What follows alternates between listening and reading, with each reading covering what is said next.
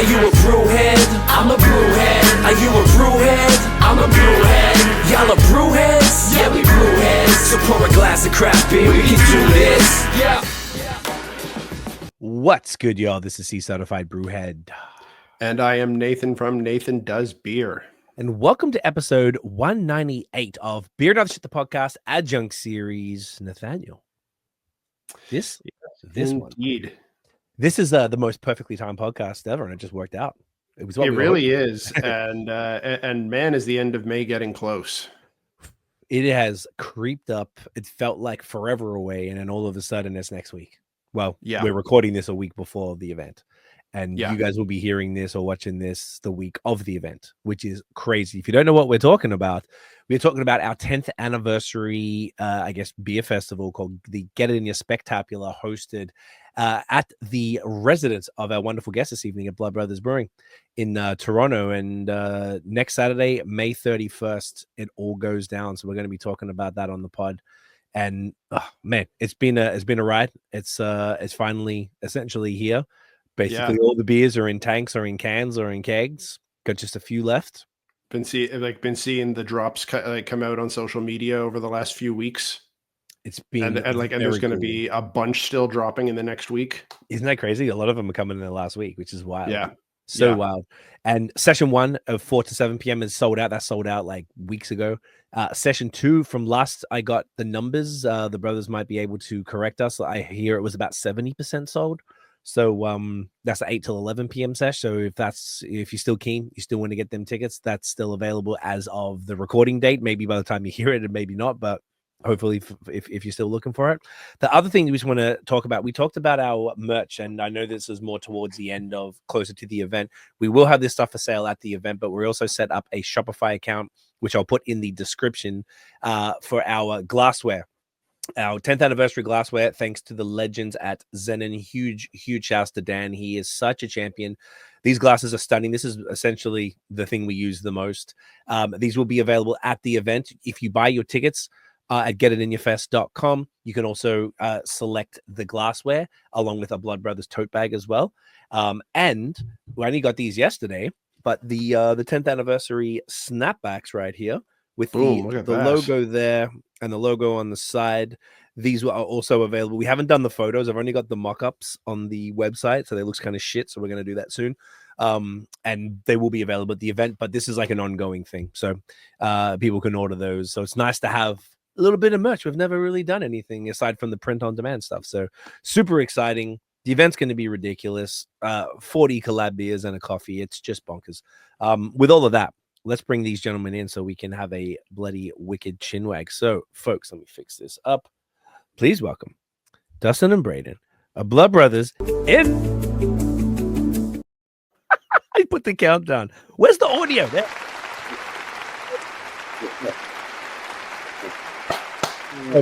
Thank you. Welcome. Great to see you. Love it. You too. We didn't know what to do with that countdown for a second. Yeah, sorry about that. It's the thing when you go live, you can set like a countdown, and that's I didn't move the screen down so I could see the little background music stuff.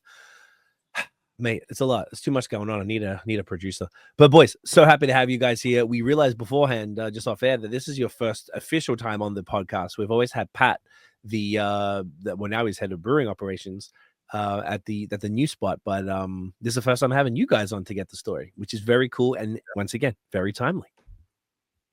It's amazing. Thanks for having us on. Nah, boys, appreciate you guys immensely. So this is cool. This is going to be dope. So you guys have curated a sick lineup of beer tonight that we're going to get into, and we get into the story. And, of course, we're going to talk about the event and all that fun stuff. So let's kick it off with this little gem. Brand new spanking Pilsner, Yeti Pilsner for True History's Canadian Pilsner project. This is such a sick-looking can, man. With label, sorry. It's glorious. Tell us about this one, fellas. This is cool. Yeah, so it was part of True History's initiative to make a all Canadian ingredient lager. So it's kind of supposed to be like a Canadian Pils or Canadian lager, whatever that means to everybody. Yeah. if you had to put ours in a box, it would be closer to a German style. Okay. German style lager. So it's crispy, easy drinking. Oof.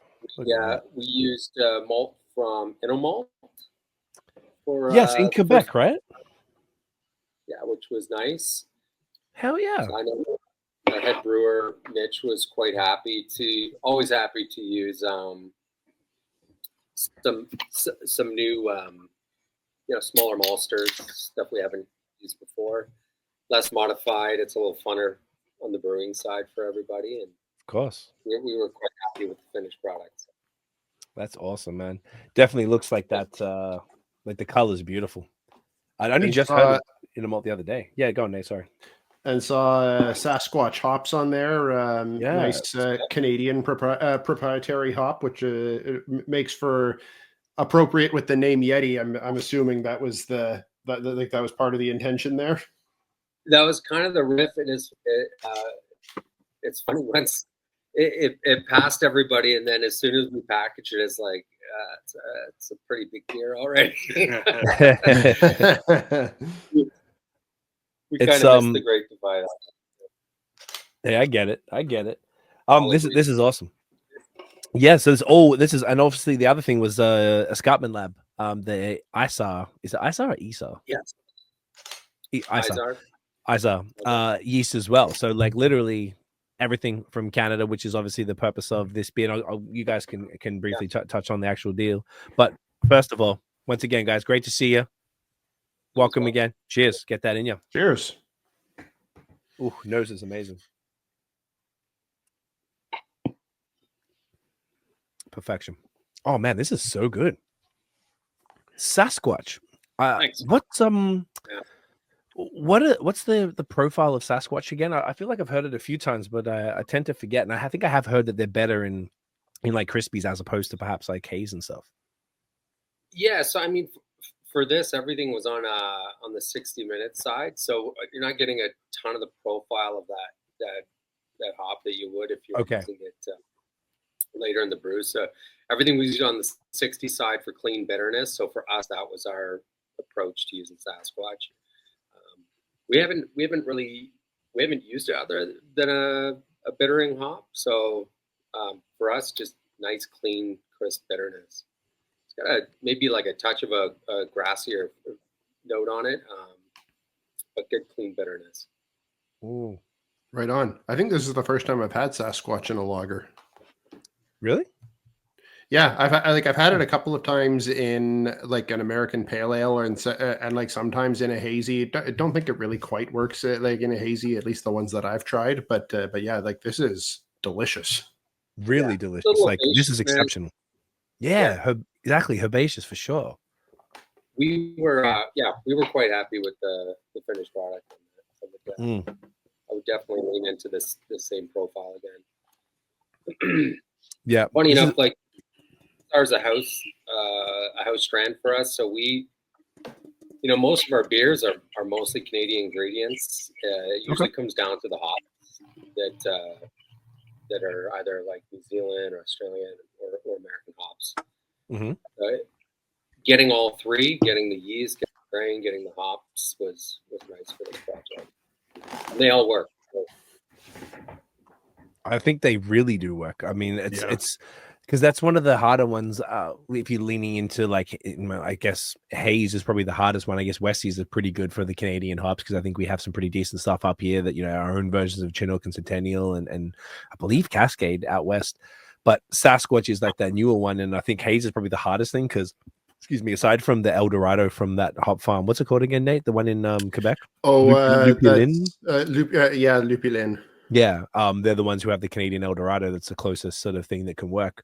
Obviously, our malt is killer, so it's like this is like world class shit. This is so obviously it's Blood Brothers, so it is, but it's extra cool that it's all Canadian ingredients. I think that's just like this can really show folks who may unaware of how good we have it here. I was like, yo, this is a level of stuff that we can brew with completely local stuff. It's this is great. Yeah. This is such a dope example, boys. Well done. And Mitch is a champion. So good.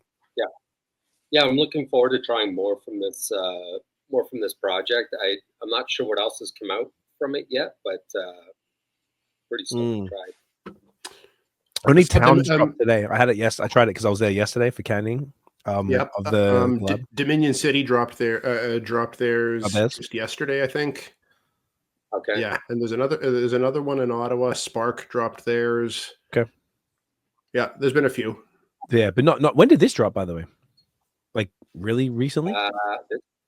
Just a few weeks ago. It's okay. I don't even know. We don't have any left. April 17th. April 17th. Okay, so you guys were probably on the earlier side. Mm-hmm. In all honesty, we had to take the QC can. Hey, it's got the date right on it already. So good thing we QC everything.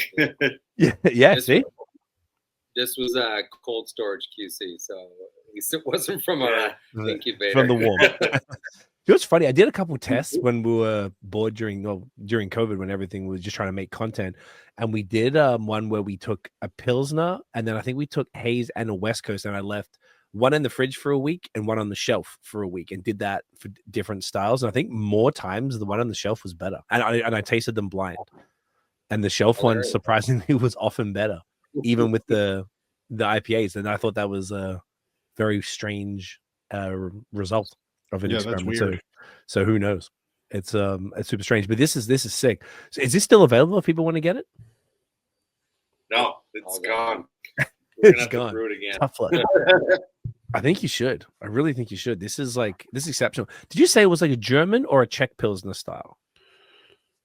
German. That makes more sense. Yeah, it's not like bitter enough for the Czech style. Yeah, that's sick. Love all the character of it. This is really good. It's super crushable, and it's 4.7, which is awesome. Yeah, this is great, boys. I love it. And this is the perfect one to start off with. And people who don't know the Canadian Pilsner project from True History, do you want to just give maybe like a elevator pitch on that, so if people get familiar with that? Yeah, I think they've just kind of opened up the doors to anybody who wants to get involved with it. The only thing you have to do is use all Canadian ingredients and do your version of what you think a Canadian Pilsner should be. I think I don't think there's even guidelines. You can do anything in the lager world as long as it's all Canadian ingredients. Yeah, very smart. Great, great initiative, and something very cool that we're actually talking to the boys about it next week. So, yeah, we are. Convenient. And I think it started. It started again as one of those things of just kind of the importance of the Canadian beer scene and kind of everything that the Canadian beer scene has to offer, and how the scene can support each other. Like how not only how consumers can support local, but also how the breweries themselves can support other Canadian businesses that are part of the scene. So great initiative to kind of shine a light on that. Yeah, 100%. I'm pretty sure this was a rollout after tariffs, and exactly everything went on fire. Who shall not be named. Yeah. Well, a decent amount of positive stuff came from that, I guess. Yeah, I mean, I guess communities always come together when there's terrible things happen. Yeah, right. Like some crazy shit going on, people get down, which is like a nice little, and that focus on local. That's what the ladies at Steam Whistle were saying as well, that like they noticed, like that whole push towards, people just be more focused on, be more cognizant of it. I feel like I've said this, I think, on here before, but like living in Quebec, they're like mad into local stuff, and that's what sort of put us on Vermont as well. So then coming over here, like we've been sort of hyper focused on shopping very, very local in Hamilton, and whether it's our butcher or fish place or produce or anything that we need, coffee, obviously, it's good, and it gets people thinking that if that's what it takes to get people to think local a little bit. I mean, that's a pretty cool side effect of all the craziness, which is wild. For sure. Fuck yeah, I love it. All right, let's get the story, because once again, I seriously don't recall, because it was so long ago, and I'm pretty sure Pat probably wouldn't have really touched that much on it. So I'd love to know if, like, actually, I feel like I've known you guys. I remember Nate and we all met you at the same time. We talked about that the other day, Nate. We all met at L'Espace Public with Simo That's right. Must have been 20. Was that 2019? It was right before COVID, eh? I feel like that must have been 2019. Yeah.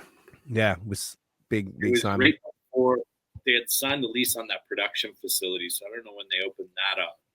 But I remember after the bar, they dragged us down to this abandoned warehouse, and we were telling us this is our second home, and it was pretty cool to see because we've done collabs there before in the basement of the brewpub, and the brewers have the sun to see once in a while. It must be nice for them. Oh, the place is beautiful too.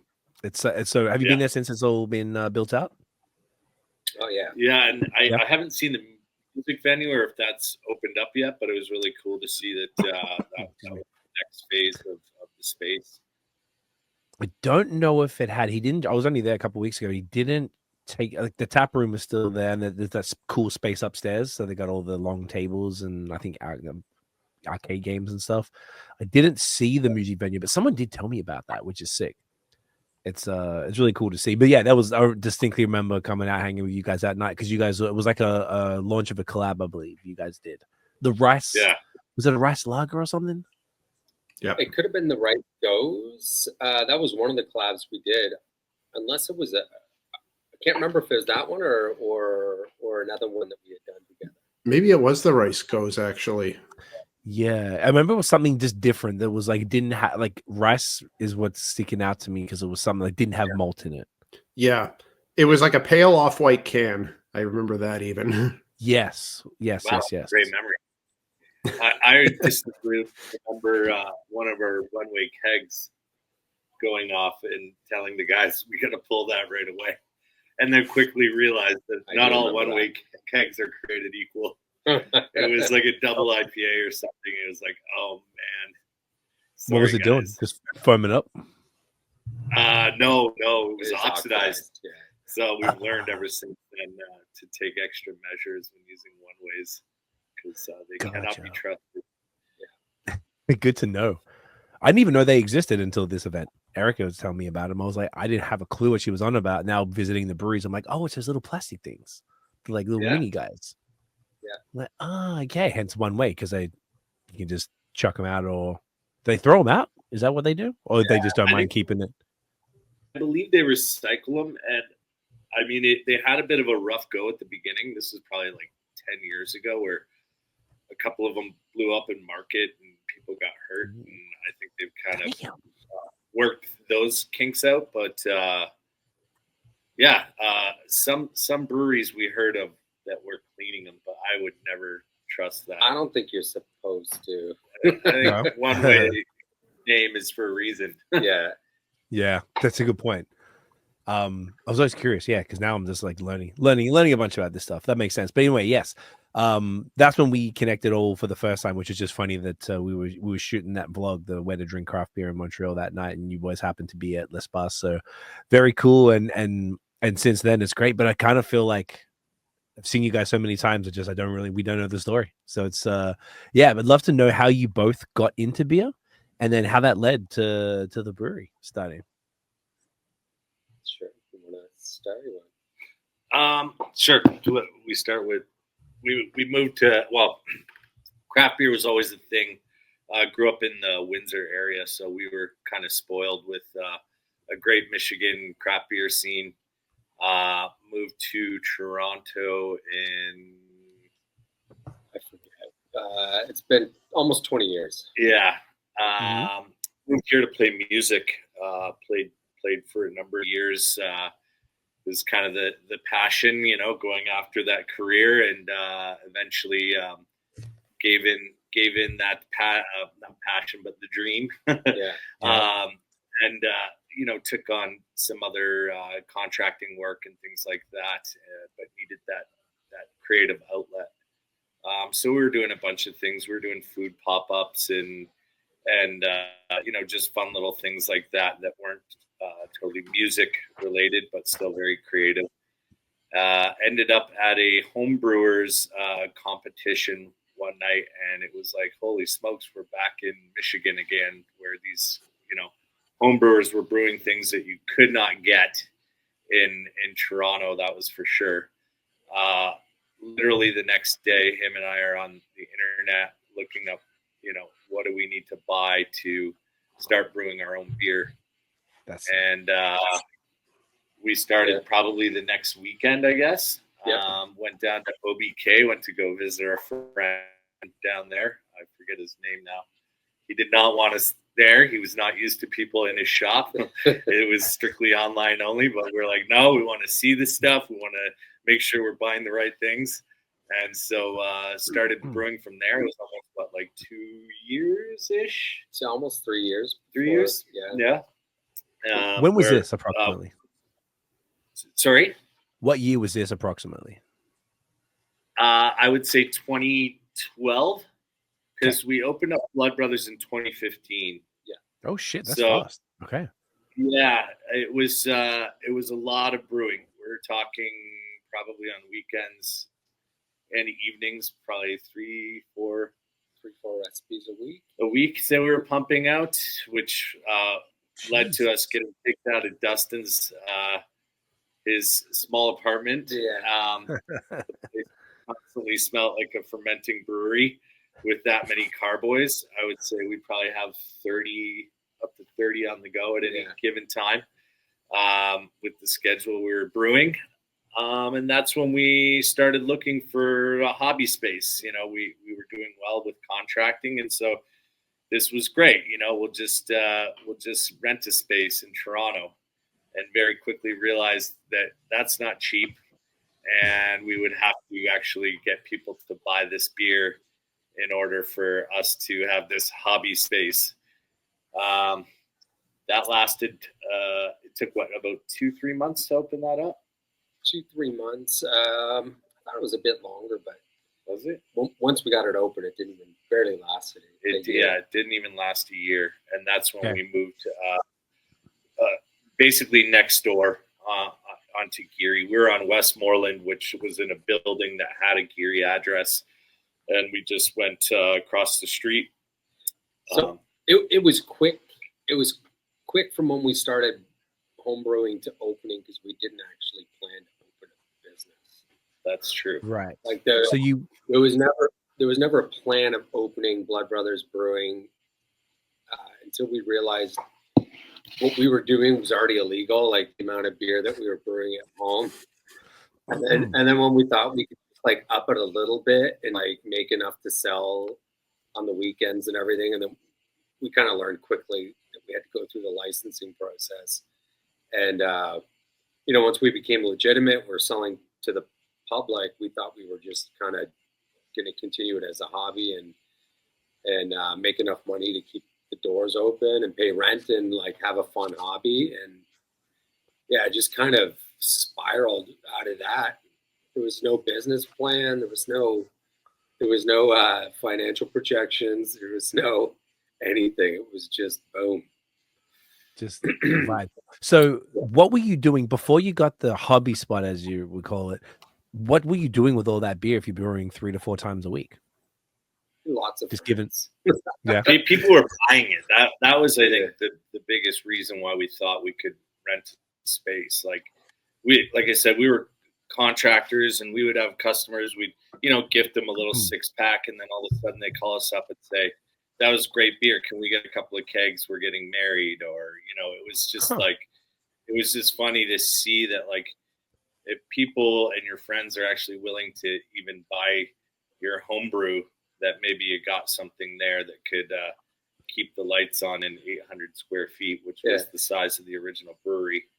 Not to mention we shared it with a good friend of ours who had a bakery inside of that as well. So it was quite a juggle, but we felt confident that we could still keep selling to friends and people who knew us. And I think with Toronto, they're always looking for some kind of weird, quirky thing. So being located down this dark hallway inside of this weird looking building that used to host raves and all these crazy parties, it was let's go check this new brewery out. And I think at the time 10 years ago, the Toronto brewing scene, craft brewing scene had reached a new peak with all these new guys like Bellwoods and Indy and I don't know, else was coming up at the time, but it just seemed to be like a good time to pique people's interest in what we were doing.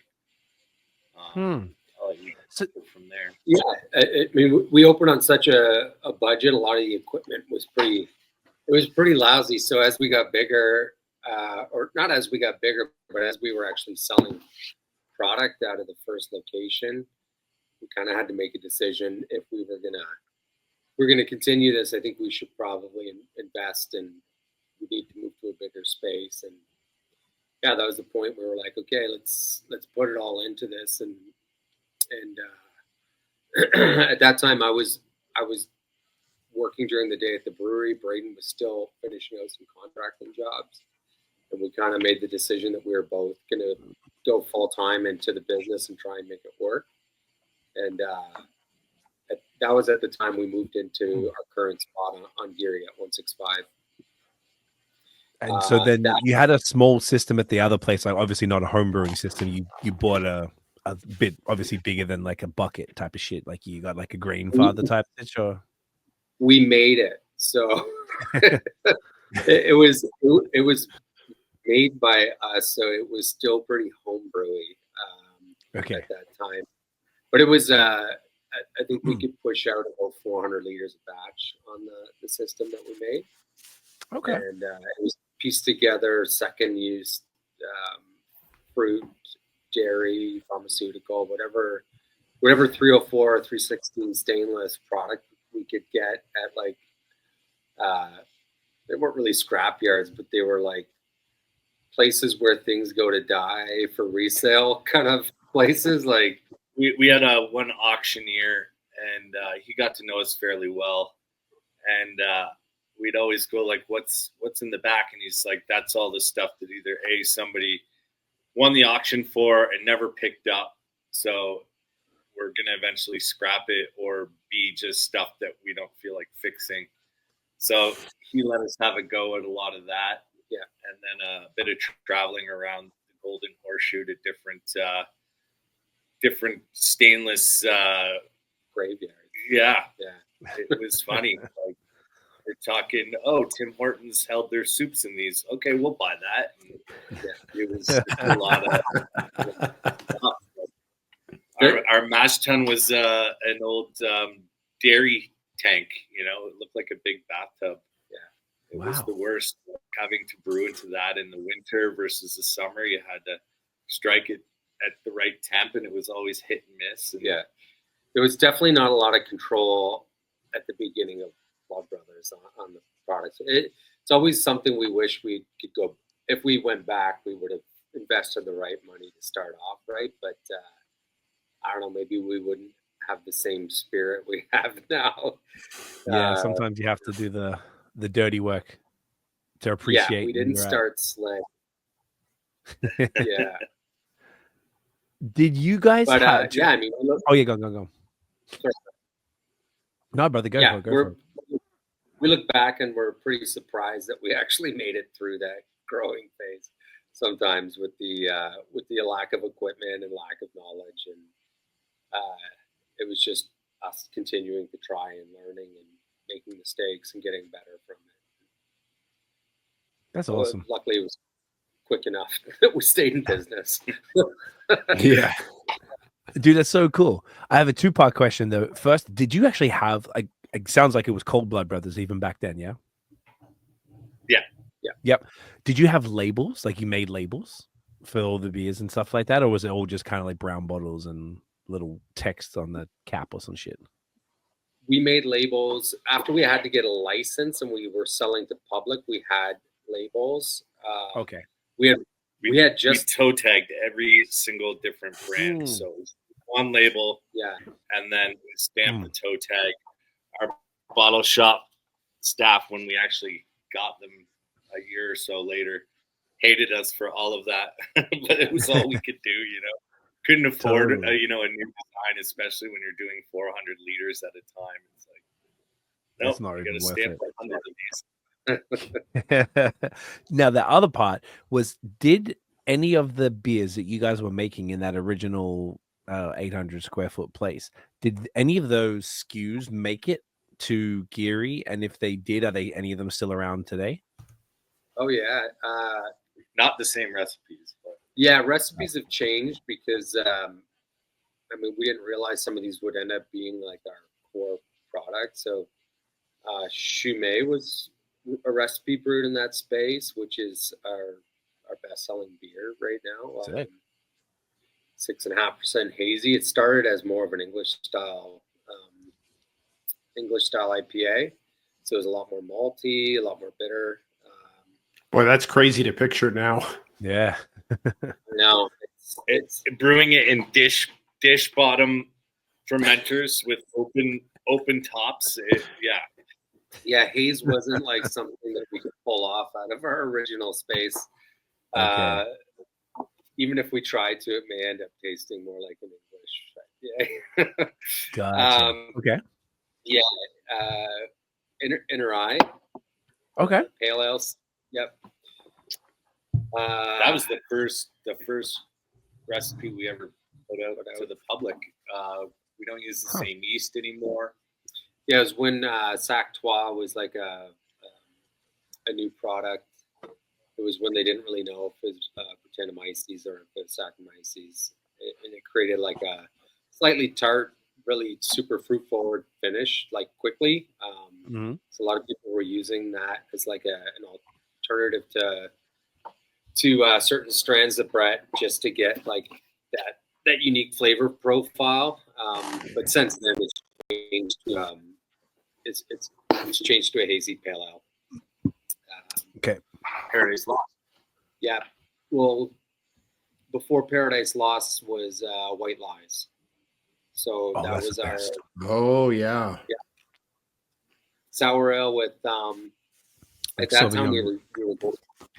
Yeah, it was with Sauvignon Blanc was the first one, and then as we grew, we had to find someone who could provide a larger amount of pressed grape juice. So it's become like a white blend, but that one's not even on our regular list anymore. But it does get released once in a while.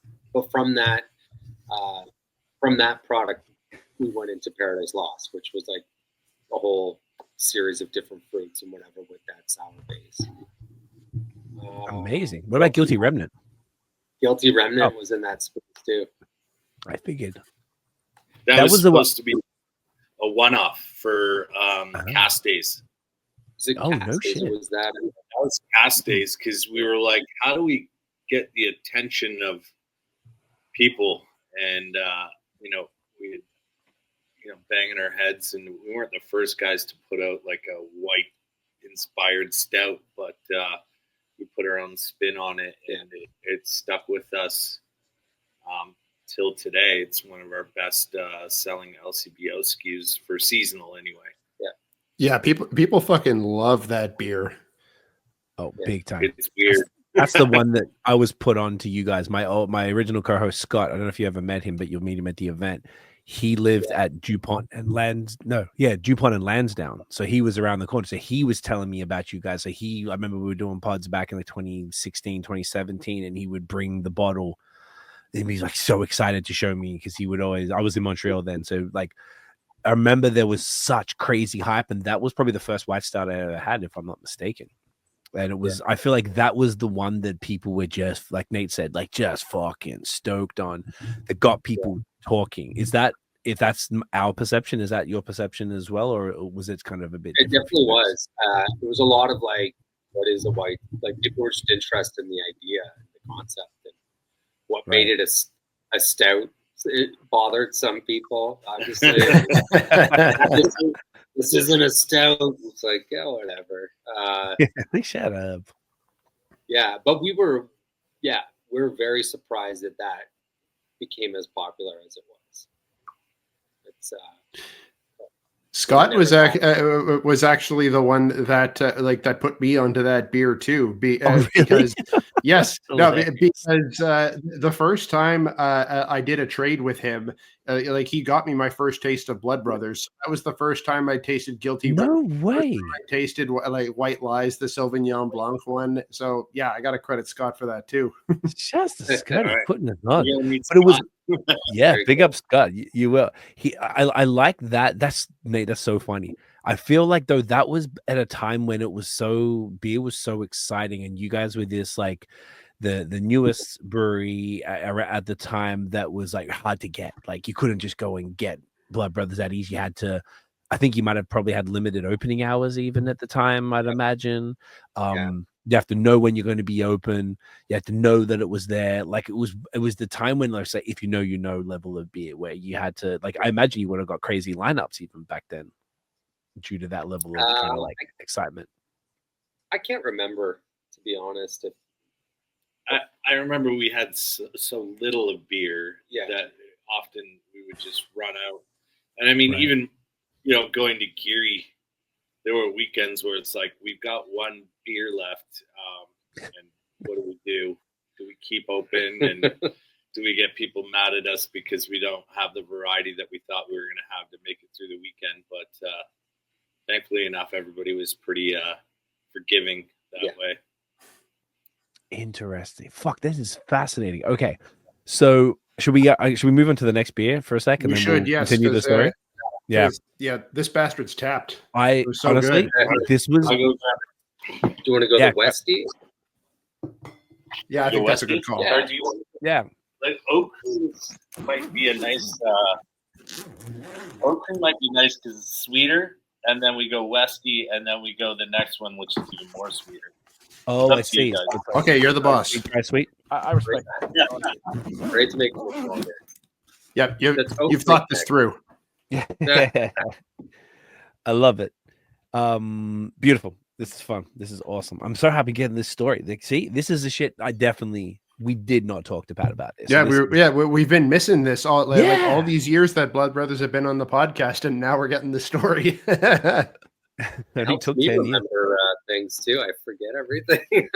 I guess you don't really talk about it or think about it too much. Eh? Like it's, Oh, One part of the story that I always love telling is I'll never forget the day that we opened, because the day we opened our bottle shop, my daughter was born. So oh, no way. Oh wow, it's kind of That crazy date is- whirlwind of events where that's when my wild. wife told me, if you're going to open this brewery, you better do it now because we want to have kids someday. And so I go and tell her the day we signed the lease, and a matter of 2 months later, she's like, I'm pregnant and your daughter's going to be born very close to the opening, which is exactly the opposite of what we wanted. Well, you'll never forget that date. No, I won't. That's amazing. So the beer that we're going to do right now is this little gem, Friendly Beers, a collab with the legends at Fine Balance, which is actually very perfect that it's an oat cream IPA, being, if people don't know, their Oats and Cream is their flagship IPA. Also, this is 7.1. I think there's a 7 exact, if I'm not mistaken. I think so. Yeah. Also with Nelson and Citra. Nelson Stitch. Oh, 6. Was that the intention with this, boys, to do like your take on this? yeah, it was. So we we did a beer on each of our ends. So we kind of shared some of our most used fruits in. Well, they did a version of their gelato sour on their end. Okay. But with Paradise Lost in mind. So we kind of talked about what we use most, what were like some of our go-to fruit additions, and they incorporated that into their recipe. And then for the oat cream, same thing. We shared recipe, kind of took some of the notes from theirs, but we stuck with the Nelson and Citra, but kind of have some of our own touches on the and how we brew it. Yeah. That's sick. They were just by today dropping. They were dropping the beer for. They were just by today dropping the beer for the fest, and I went to go to the fridge to get him a case, and this one is no longer available as well. Oh, What do you mean it's already gone? He's like, didn't you guys just release it last week? I was like, yes, we did. It's done now. that's some popular stuff. I didn't know the beer came out. I didn't know they'd had it all packaged. Yeah, neither did I. They're doing that on the sly. They don't even have label. Some of the stuff he gave me didn't have labels. I was in a rush trying to get back to the production space, but all that to say, I was only able to give them one of our collab beers, which is so out of tradition. Yeah, it's usually at least a case for each brewery. It felt terrible, but nonetheless, I hope they enjoy it. Yes, yeah, one there. Well, this once again 7.1 Nelson Citra lactose. We also gotta point out too, like the cheeky Quaker Oats label here, which I love. Yep.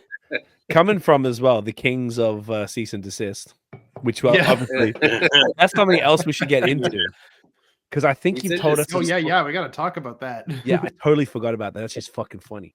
Go on, sorry, brother. Well, if it's in disguise, they won't notice. Those sunglasses went around in 1776. Yeah. Well, first of all, gentlemen, cheers. Get some. Cheers.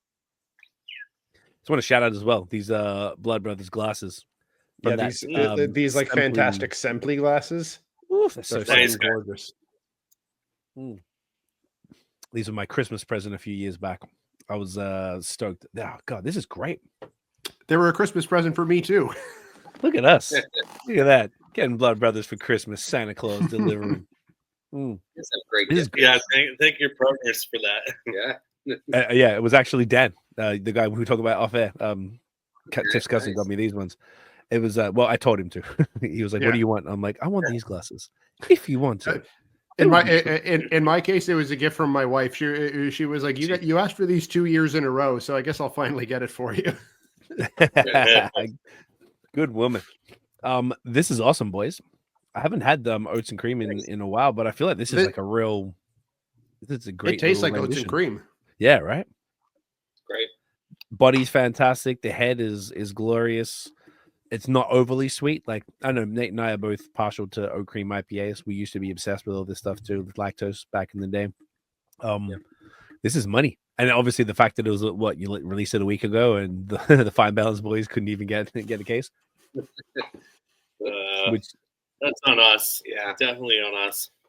Well, no, I'm meaning that it's so popular, which means people are really loving it too. Oh. That's what I'm not trying to guilt you anymore than you're already guilty. It's the point being that it flew out the door because this is such a fantastic game. Oh, I love it. The head as well. Both the head. Not so friendly, but not intentional. No beef. This is awesome. So anyway, another beer that people can't get, but there's a million other beers that you're going to be able to get that you go to bloodbrothersbrewing.com and be able to pick up. And this is awesome, boys. I love it. I think, yes. I think 32 beers you can get right now. 32? There you go. Holy shit. There's only 2 that you can't. Oh, actually, we've still got 2 more, so who knows? But 32, that's pretty good. That's a sizable store right there. That's a good, healthy order. Hell yeah. Do you sell them all? Is it all 4-packs on the online store, or do you do singles? No, we do singles. Singles? Fuck yeah. Big fan of that. I understand if people do 4-packs, but big fan of the old singles, just so you can get like more, mixed case or something like that. We used to do a lot more 355 format and 4-pack. But the market wants singles of 473, even though we love 355s. Yeah, I'm a big fan too. Nate and I love them. Did you still do? It is like crush it. You just smash through them. Did you do? Do you still do Blood Light in 355? We do Blood Light, Chimay, and is that it? We'll do some of the nitros, just so you can give it a nice head with a normal size glass, and not everybody's doing 20 ounce glasses to do that, but that's about it. Yeah. Okay. Everything else is 73. Makes sense. I've heard that too, and I know the LCBO doesn't tend to like the shorties. A bunch of the breweries like Tooth and Nail and fucking Matron are had to switch up some formats for LCBO preferences, and which is essentially even Anderson, and they're like them along with Tooth and Nail have been one of the like big holdouts. But even they're doing some in Tall Boys now. Yeah. I think it's just to be honest, consumer like the perception of value for the consumer is better on a 473. Mm-hmm. I don't know what it is. Yeah. It's just Ontario's not ready for little kids yet. It seems not. It's funny though because there is big like cottage culture in in Ontario, and for me a shorty of a crispy is like the perfect cottage crusher for me. Preach. Yeah, it just gets too warm, and it's just that's it. Do you like beer, or you like drinking piss? I mean, look, no kink shaming here, Brayden. I feel you.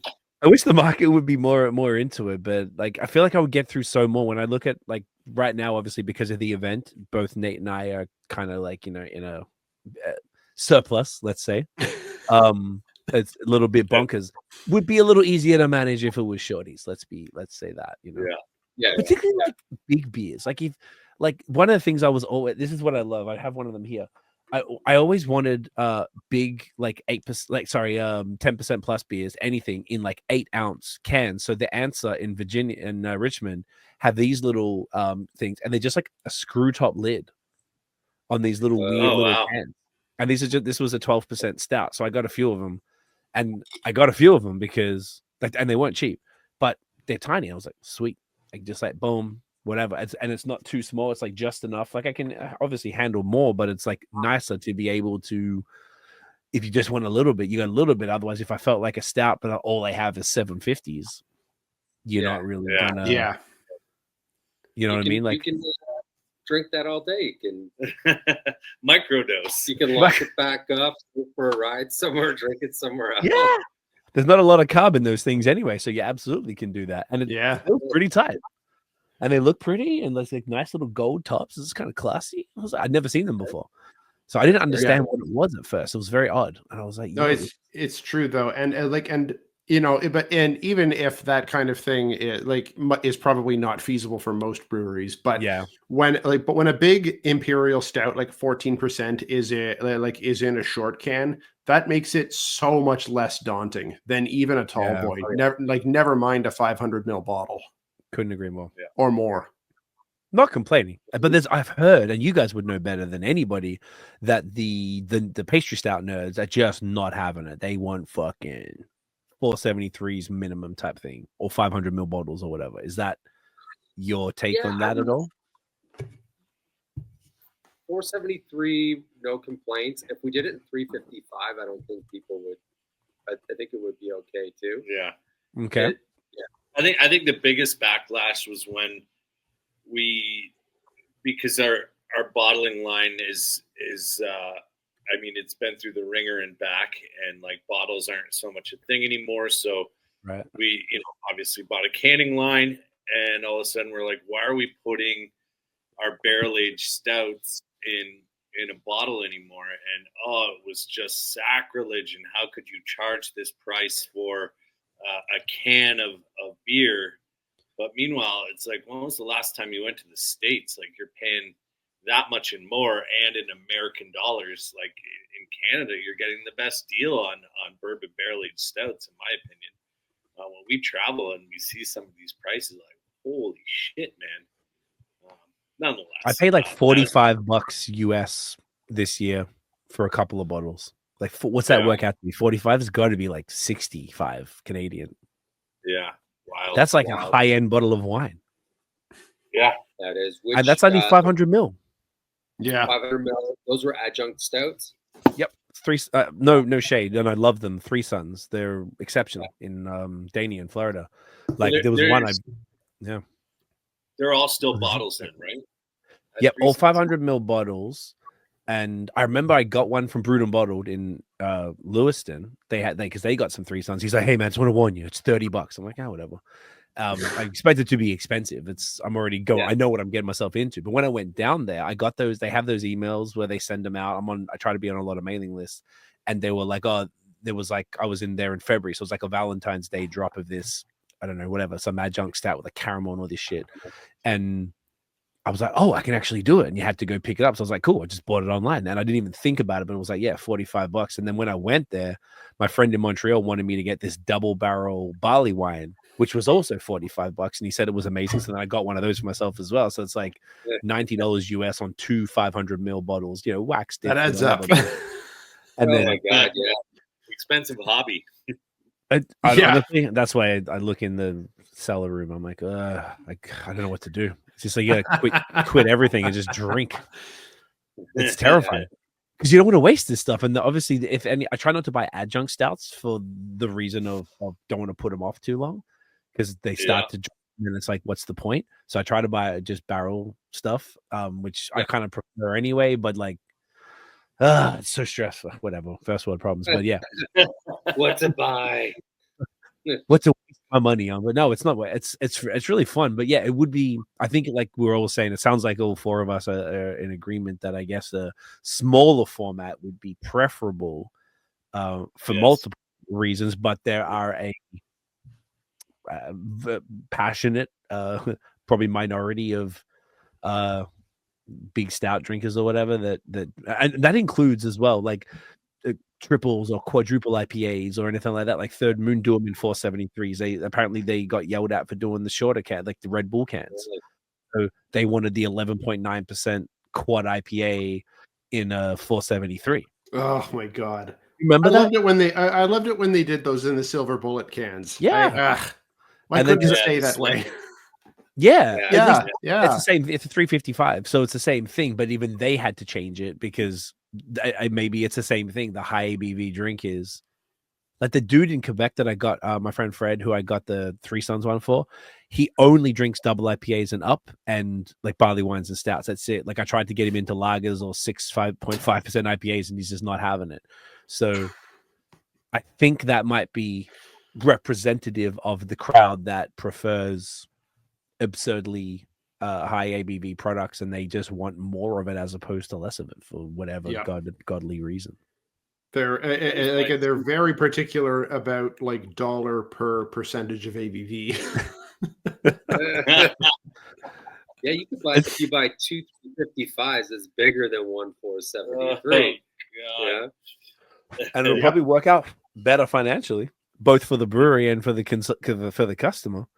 But here we are. But then obviously that's LCBO. There's obviously something to be said there, because now is that true from your experience that they want the larger formats, right? Like they're not really as keen on 355s there.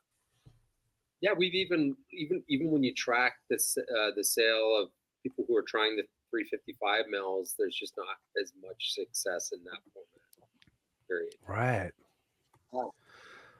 I don't get it, man. I don't get it at all. Maybe we're all the minority of maybe. I don't know why. It's so odd. They just want little beers.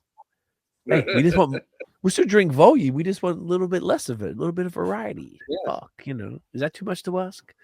But you gotta do what the people want. So I understood from your perspective. So with that, where were we? So opening Geary. We talked about the SKUs that made it through and the ones that were popular. So when you guys opened Geary, was it just you two running the space? Did you get staff immediately? How did that sort of go down?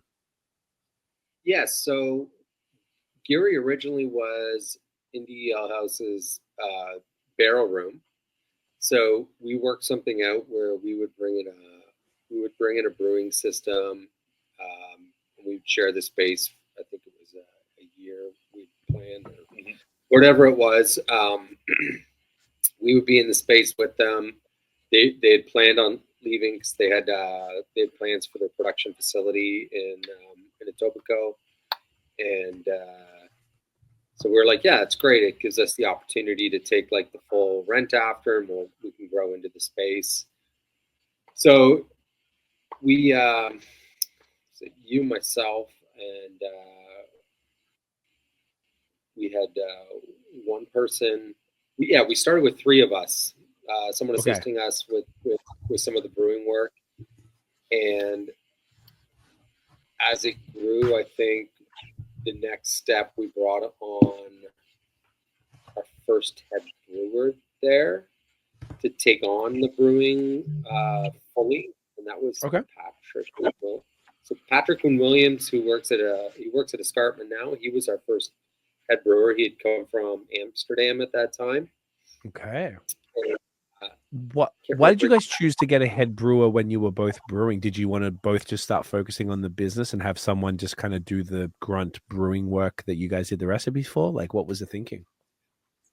So I mean, even after getting a head brewer, there was a couple things. You know, we're always open to where we lack. So neither of us had commercial brewing experience, so it was nice to bring someone in who has had commercial brewing experience. And at that time, Patrick Williams, I'm saying his last name just because Pat's Pat still works with us, just to make it less confusing. But he had a science background as well, and those are 2 things that neither of us had experience in a commercial brewing setting or with the scientific part of brewing. So we thought that it would be a good way for us to grow and learn, and we had our skill sets apart from making the beer as well. We wanted to start to focus on those more.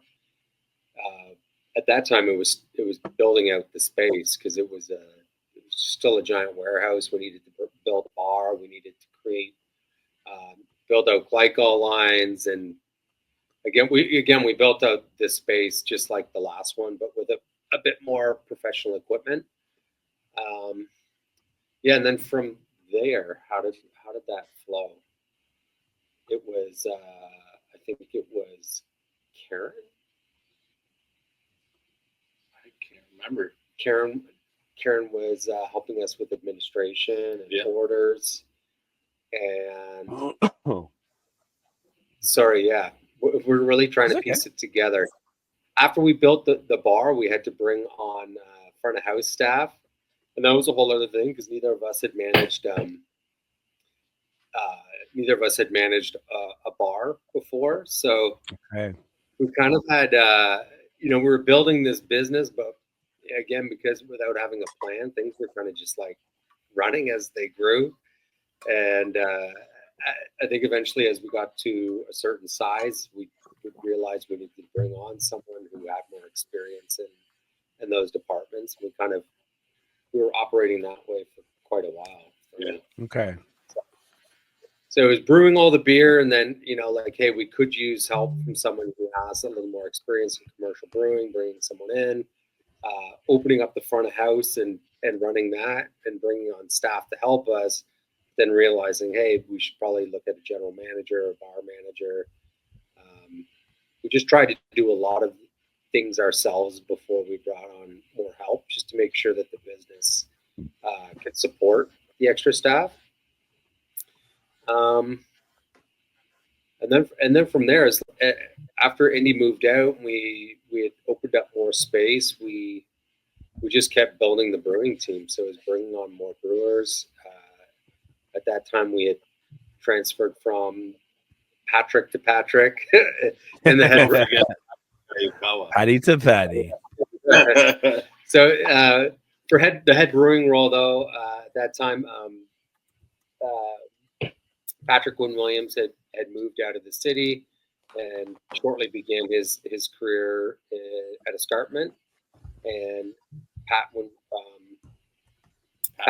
Howell, who's with us now, had come from Nickelbrook Funkhouse. Yes. And he moved into the role of head brewer. He kind of always started as like an operations manager for us, because we had enough brewers on staff at that point that Pat was just kind of managing managing the space, making sure all the parts were moving. I think when he came on, we had 3 brewers by that time. Yeah. Okay. So yeah, and we just kept growing out of that space. And I think maybe 2 years into it, Brayden and I both realized we're going to have to start to look at a different space, a larger production facility to brew the beer.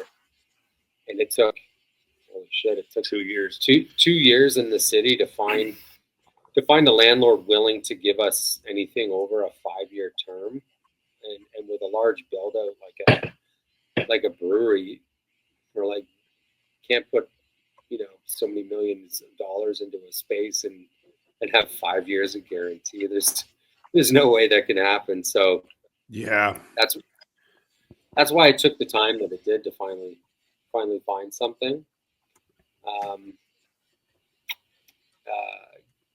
Super Test, where our production facility is, we signed the lease 1 week before the first COVID shutdown in that space. Oh, come on. That was a terrifying moment for us. Well, it was a do or die, where our real estate agent, who is a good customer over the years on Geary, so became friends, and he was like, real talk, we can get you guys out of this. The world's about to crumble. We have no clue what's going to happen. But I'm telling you right now, if you pull out, because we had already signed the, certain documents in good faith, he's like, you won't get a loan from another bank anywhere anytime soon. So him and I had to make the tough decision on whether we were going to go through it or not. And I mean, obviously we decided that we were going to do it, which it took double the amount of time that we had budgeted. Just pandemic fucked up everything royally. I don't know what's worse, tariffs or the pandemic when it comes to financially. But what you could walk into an electrical supply store and get was now, okay, you're on an 8-month waiting list. And, that's kind of the breaks, It wasn't just toilet paper being stored in people's houses. Yeah, there was every large electrical contractor or plumber was hoarding material. So it was, that was the biggest. So they were was it for themselves, or was it to sort of protect their business? Like, what was the? You think about a developer who's like, I got to build out, these subdivisions or whatever it was. He's like, give it all to me now, because I foresee shortages, and so I have the bankroll to do this. And so that's kind of what was happening behind the scenes. And so all these suppliers were just like, we've got nothing. And it was kind of like Dustin said, whether you're hoarding toilet paper at Costco to then sell at 4 times the price, or 200 the material and then panels, that's kind of what we're dealing with. Dude, it's so lucky crazy. for us, we had already put a deposit in on the brew house, because what we've heard, it's like 2 and 3 times the price. Is that because of the shipping? Was it the shipping the reason it had gone up? Because just everything going up, right? The container cost, I think it almost went 4 times the price. So what used to cost like $5,000 in shipping for a container was now like $20,000. Oh my god! Was that from China? Yeah, and then I think China shut down a lot too. And yes, they shut the shipping routes. Supply.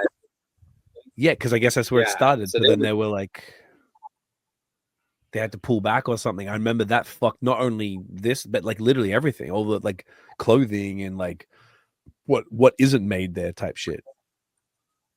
So, I think that was one of those reminders how global we are and how connected we are to the rest of the world. With no kidding. Consume. I mean, we're getting a big reminder again now. Yeah. Okay, that's good that you had the deposit at least on that, but So you didn't get like totally screwed on that when everyone else was hoarding materials and like artificially raising prices and da-da-da. Yeah, we missed that, thank God. But it was 2-year build out instead of a year. So that was a tough one to get through. But it did allow us to really expand what we had to offer on Geary, which we've really kind of grown into quite a unique space with what we have here now. That the majority of the larger equipment has been moved out for our space. Which is, you know what? I didn't know because I'd only been to Super Test when I came to see you guys. When was that? Like a month ago or something? Yeah. And I hadn't been to Geary in a bit. I hadn't been until last year. I think I told you, my friends from Batch Brewing, shouts to Dave Seacott, Dave and the boys from Batch came to they did a collab with Troy at Badlands, and then they were going out, and it was a Monday. So most places aren't even open. So we hit Bellwoods and we hit Blood Brothers. And it was the first time I've been in a while, and I was like, "Oh wow, the whole back's open now!" Because that used to be all the tanks and shit. You got the barrels against the wall, and I hadn't seen the retail store next door. And it was cool because I went yesterday, which we'll talk about later. Because I went yesterday to drop off some of all the American beer, and saw the space for the event for the first time. I was like, "Fucking sick!" Cool. Yeah, because I hadn't seen it because the door, everything was just wide open. I went pretty early in the day, so there wasn't really much going on. So I got to see that. But yeah, everything had changed a lot in Geary, and I felt like it was super cool to see the way that you'd set up the tap room now with all of the stuff gone. And I think you moved the whole fridge at the back there, right? Because that fridge was the cool room or whatever was. Yeah. So you freed up all of that space. It's like I feel like it but you kept the barrels, which is like a ambiance thing that kind of needed to stay. I think that looks super. Are they in use barrels, or is that like decoration? Some are, but every single barrel that's in there that's not in use has been part of our barrel room. So amazing. It's a lot. That's what I assumed. It's kind of crazy and see how much stuff we've gone through there. Yeah, it's awesome. Maybe a bit sad since the barrel programs are dying, but. I mean, like when we're talking about the niche of the people who want them, they want them in fucking tall cans. Like, but it's like the people who love them, they love them. And I don't know about you boys. You guys do some of the best in the province, in the country, even. And I feel like it's a niche market. There's something that I got into more in the last, maybe over COVID. I didn't really drink too much of it. I'd always like to have beer session. Now I have a specific night of the week where I drink them all. And I find it's like my favorite time. I really get to sit with the beer. I wait till after dinner to have everything. So you got like a nice foundation. You can really sit. I can usually have a couple of different ones, and I love it. It gets through all the stuff, and you appreciate it because it's expensive, as we were talking about. But I get why. Like you said, sometimes you got two. Even the collab that we're doing, which we'll definitely talk about, we're doing 2 barrels blend with some adjuncts. So there's not a massive volume of product there, and that's why it's got to, but it's been sitting for whatever 3 years or something. I think for the ones that we chose, if that's all right. The ones that we chose, I'll look it up, but typically 12 months is our turnaround for 12. That's a year. That's right, but that's taking up space that could be making money, or took up time in the fermenter or whatever that could be making money that's now sitting on a shelf. So that needs to be paid for. Yeah. I think people know that. That's a case of time is money right there. Bang. It is, yeah. Well said. There's a bit more of a cap in Ontario, I think, on the price on that product than anywhere else. So is there a cap? Yeah, I mean, in Ontario, what's the most expensive stout you've purchased lately? Counterpart. Yep. Oh, adjuncted? Or even just barrel-aged stout. Counterpart? How much? Okay, for 3-pack of Counterparts, the barley wines, the double barreled was about $90 from them directly. Yeah, not secondary. That's what I would have said. I think it's about $90, about $30 a bottle. Yeah, tax, if I'm not mistaken. But it's double barrel, so that's probably like.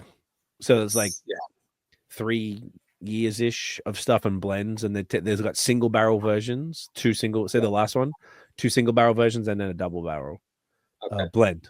Sorry, a single barrel double. Hang on, Nate, can you explain it better? like two single barrels and then a blend. But they were all double barrels, right? Like Correct. a Weller, a Woodford, and then a blend of stuff that they released last year. Yes. So Yes, those were got that. We got there. They did a 4-pack last year, and I think that was probably about the same, maybe 120 or something like that.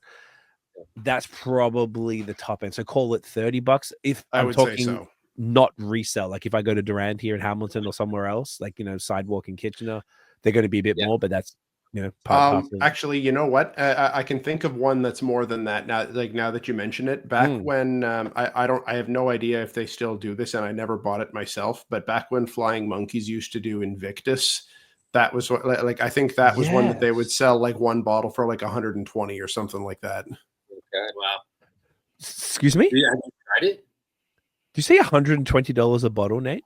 That I don't know if that's right. I might be inflating that in my head, but I know it was something ridiculous. What was that again? I remember because they're those ones in the cardboard box. Yeah, exactly. It was one of those ones, and it was like I don't remember it, like an insane barrel age kind of thing. But like I don't even remember if it was anything that crazy. But this is going back a ways. But yeah, different times, so that it's quite plausible that it could be. Does that sound about right, boys? Like $30 a... Well, aside from Nate's example from maybe a while ago, which could be it, but say like of this year, the one that I can think of would be about that 30-ish. There's the ceiling, though. I mean, we just talked about what you're paying for Three Sons, and glad to spend. But I don't think Ontario could stomach that. No, I don't think so. We always get kicked back on the price of the stouts, even though they're just as small batches than the next guy. Like, even though we might be bigger than some of the smaller Ontario breweries, you can't the pull batches a are the same. Batch a couple hundred liters of barrel-aged stout.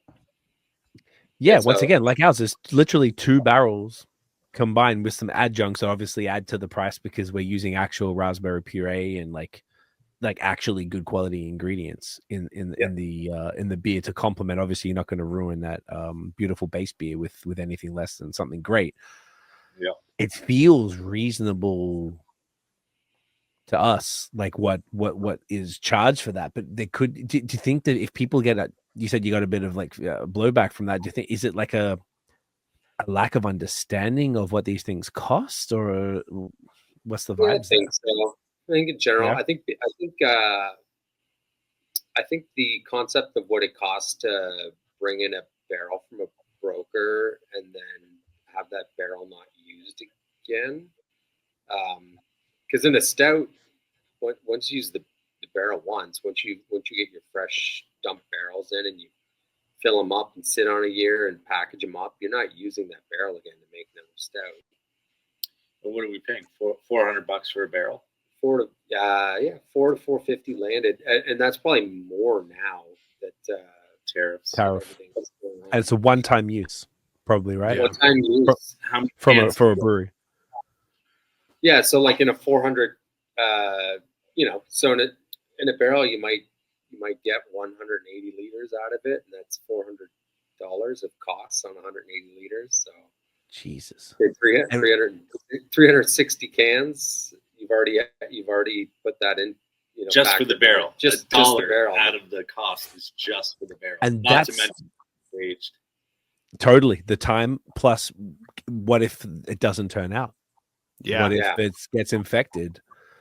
Yeah. There's a lot of what ifs. A lot of what ifs. Yeah. I just wanted to check myself on that. So just pulled this up. Flying Monkeys Invictus Vintage 2017. 18.1% bourbon, barrel-aged Russian Imperial Stout, $96. Oh my God! At the LCBO, Nate?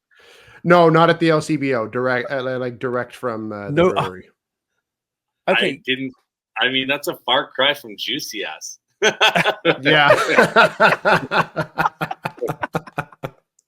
Yo.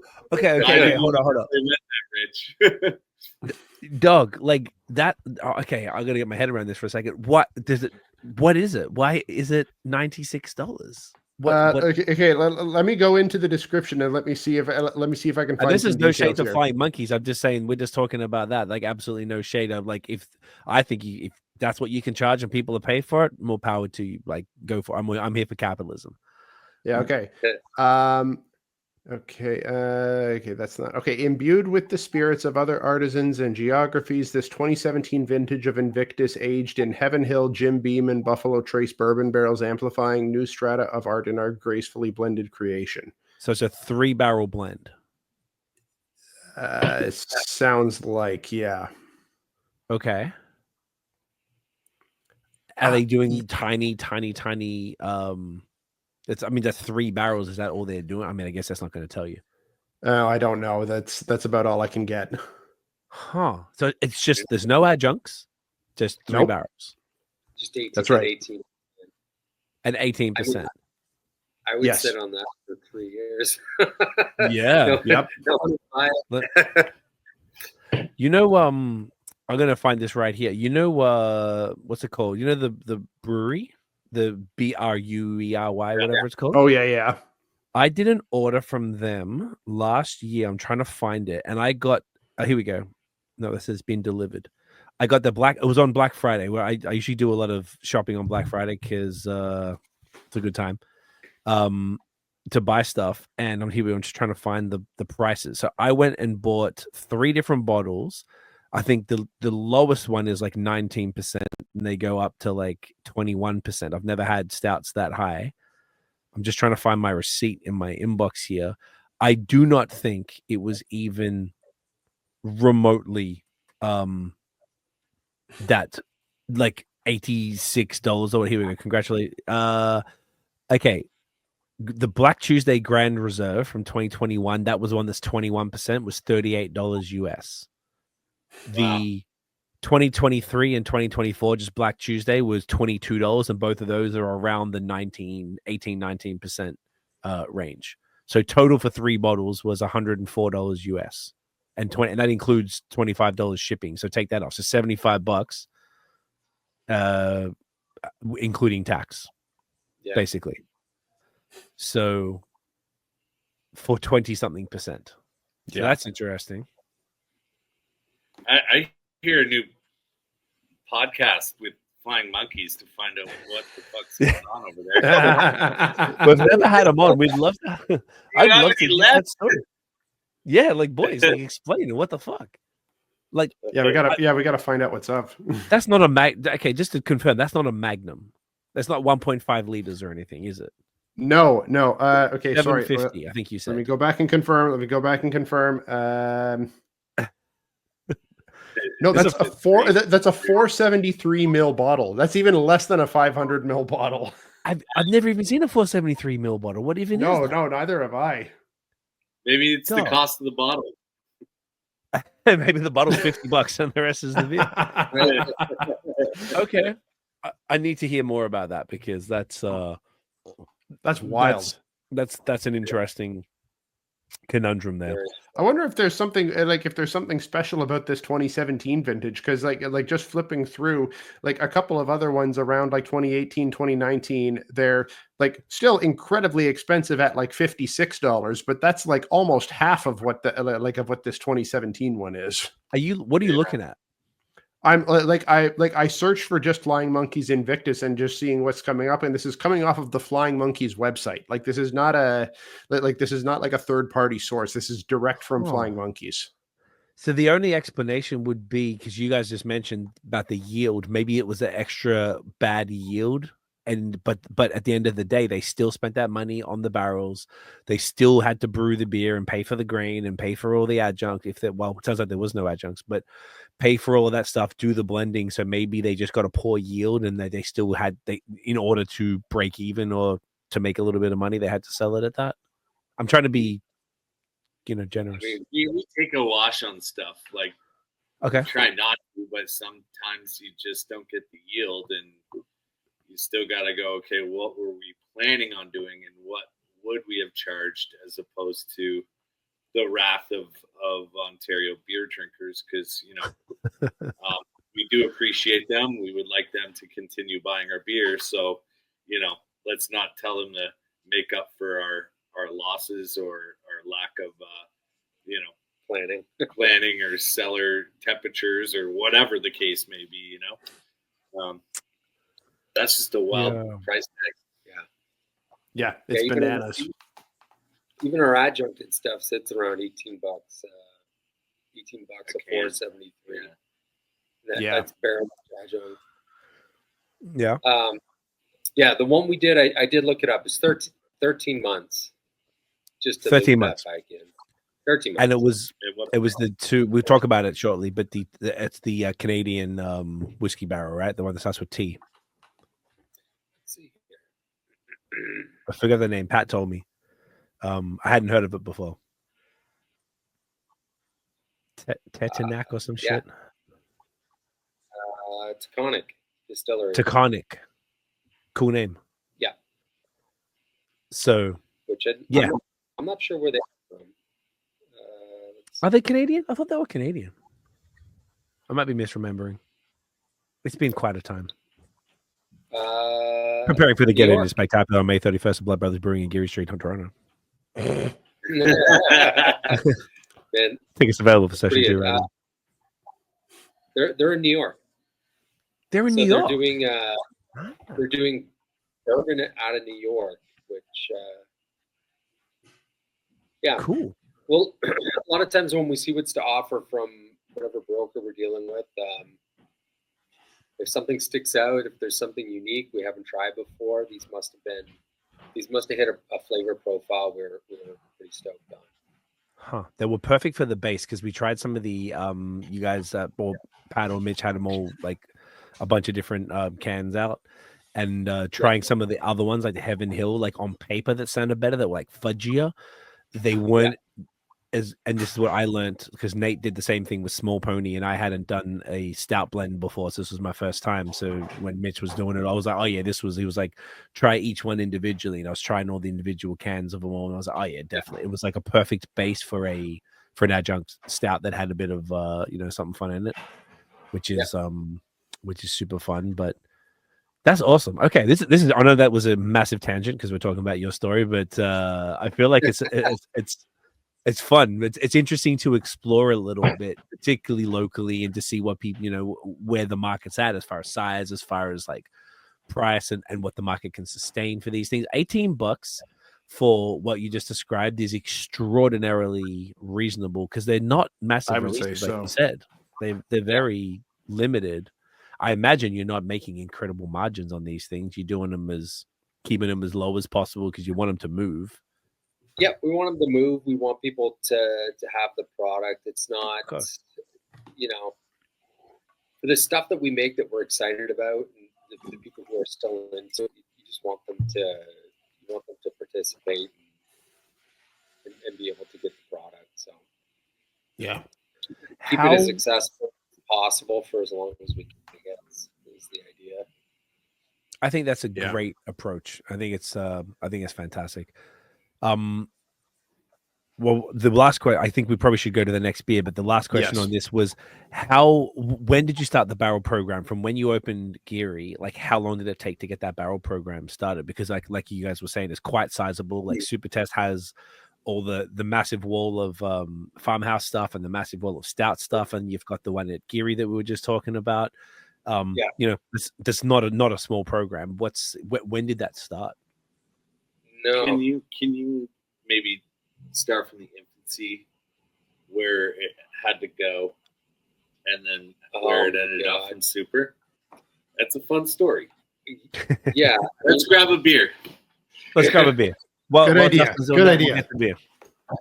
Or you could pause the story. Well, we could do the beer, then we could answer that question after the beer, so it gives you time to think about it. We'll buy you some time. I love it. That honestly, that oat cream was delicious. That was legit. That was fantastic. I think Andrew and the fellas. I think isn't Mitch their brewer? Didn't that gentleman named Mitch is the brewer too at Yeah, it was Mitch that was in today. Yeah. Sick champion. I only met him once, but on Zoom. But champion I think they would be super happy with that. we're really happy. We haven't made great oat creams in the past, to be honest. We've funny enough, the last few we've done were with Derek from Brewski. And I always feel bad because they weren't our best output. But I always feel confident, we'll get the next one, man. But I think we finally nailed a good oat cream. A little late on it for us. Without question. Yeah. Well, this was great. It's fine. It doesn't matter. I know there's no time limit on a great oat cream IPA. I think they're while lactose in and of itself isn't the pinnacle of 2017 that it used to be. I think that oat cream IPAs have a really great place in beer if they're done really right, exactly like this. I think that's where it needs to be, and I think that's a contributes to the diversity without being too ridiculous, being diversity of available beers in the province and without going too crazy, which I'm all for. Nate isn't because he's not into that anymore. But okay, that was an unfair characterization. That's very true. Well, to completely flip the script, we're going to go to some classic styles right here. We're going to hit the Westie, which is another style that we are extraordinarily passionate about. This is Emerald Den, glorious Westie. Look at this little section. And this is a fantastic label, by the way. Yeah, this is so cool. What is that like looking at a night sky through trees? That's it. Yeah. Because at first I was looking at it and I was like, date. QC. April 27th fresh. Oh, Westies are the best. That's hilarious. I love it. Getting all these emails and texts from Erica about the festival. I was just seeing that too. Yeah. We got the menus done. She's very happy with them. Well, yeah, I guess this is crunch time. Ain't no time for stopping. Where's the Blood Brothers logo? I want that to go first. Here we go. There it is. Man, honestly, this glassware is so fire. Yeah. It's Thanks. That's Sweden. Yeah. Oh yeah. Which one is that? Zenon's the glassware? You mean this one? Yeah. I've got the Annie glass for this one. Oh, you got that one. I was going to bust that out, but I was like, let me rock the Blood Brothers one for this one. I felt like you really want to get your money's worth from using the Semplies, right? Yeah, totally. I feel like I respect that. I respect that. Or Dan's money's worth, if you know what I'm saying. Yeah. God damn it. All right. So this one, boys, tell us about this one. I feel like you guys definitely do some fantastic Westies. What's that fight I had? Remember at the fucking OCB, the party with the band and shit? There was one you had on there that was fantastic. What was that? Maybe in Father of the Sun. So we do our regular West Coast series is Father of the Sun, and it's just that's what it would have been. Yeah. Okay. So Father of the about Sun. Right. I was a little lit. I don't know. Rotating series, different hop profiles. We do a little more new school West Coast IPA. I don't love a big malt profile in a Westie, so we keep it pretty simple. It's mostly Pilsner or two-row in these guys. I like that. For this series specifically, we'd created for Over the Tap this year. We did a beer with Badlands, and I really, really wanted to put some staves from our barrel program in the fermenter. Because I've seen this done where people are aging a Westie in barrels, and it doesn't make sense to me. Like the ingress of oxygen, all the issues that come with it. So we use some bourbon barrels that had been used in stout. We burn them. We clean the hell out of them.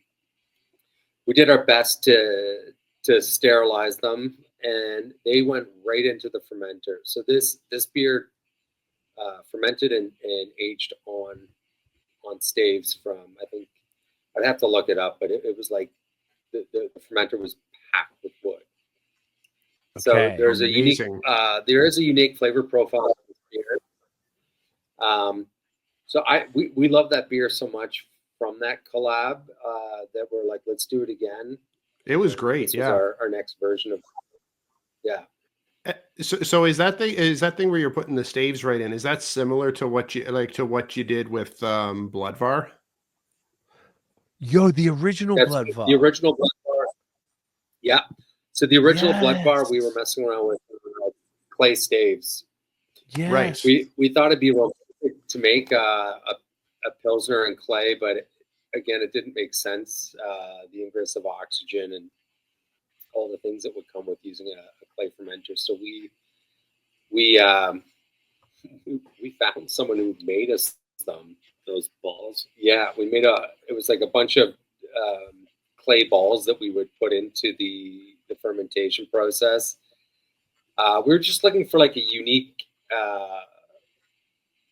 mineral profile. We weren't getting what we wanted to out of that product, so we did stop doing that. And now Bloodvar is made more. Yeah, there was just that first batch, right? In the bottles. Okay. It was the first couple batches we tried to do that way. Yeah. But again, like a lot of our beers, well, if it doesn't work, we kind of move on into where it needs to go. So Bloodvar now is like straight up traditional Czech style. Gotcha. That just reminds me to talk about the cease and desist stuff at some point. Yeah. Never got one. Yeah. But yeah, coming back. No, there was one I thought, but you pushed back. I want to tell that because that's where you guys told us the story on the night we met. I think I want you guys to retell that because that was fucking funny. The Bloodline original one. Not right now. Sorry, I just because you said Bloodline, I just hit it. I just wanted to bring it back up to make sure we don't forget. Sorry, Nate, you were saying. Yeah, no, there's Imperial guys that got stung with the VAR, but we have not yet. Not the VAR, not the VAR, right? No. Touch wood. Yep. But yeah, to bring it back to the Westie, that like that one that you guys did with Badlands for Over the Tap was dope. So I'm keen to try this one as well. Shall we get that as in the kids say? Cheers. As they do say, gentlemen. Cheers. Fucking Westie, mate. Oh, the nose already is awesome. Super fruity. Oh, hell yeah. I feel like the oak isn't immediate at 7.4. Or is it immediate and I'm not sensing it? I think it is immediate. Yeah, I'm getting over a cold. So that's why I feel like my tasting notes might be a little off this evening. And also this has, just by the way, Cryo Sabro, Cryo Mosaic, and Crush. I think Crush has now been determined it's like more of a fantastic supporting hop. Yeah. As opposed to like a single hop from all the brewers that I've spoken to. A bunch of people have tried it as solo hops. It's cool, but it's more of like a great supporting actor type shit. It is. I like it in West Coast style as well. We've tried it in some hazy stuff. It's nice, but it's not the one for me in hazies, but I really do like it in this style. When we were doing hop selection this year, we got to rub some lots of Crush, and it was just like pure grapefruit. And I hadn't smelled anything quite like that.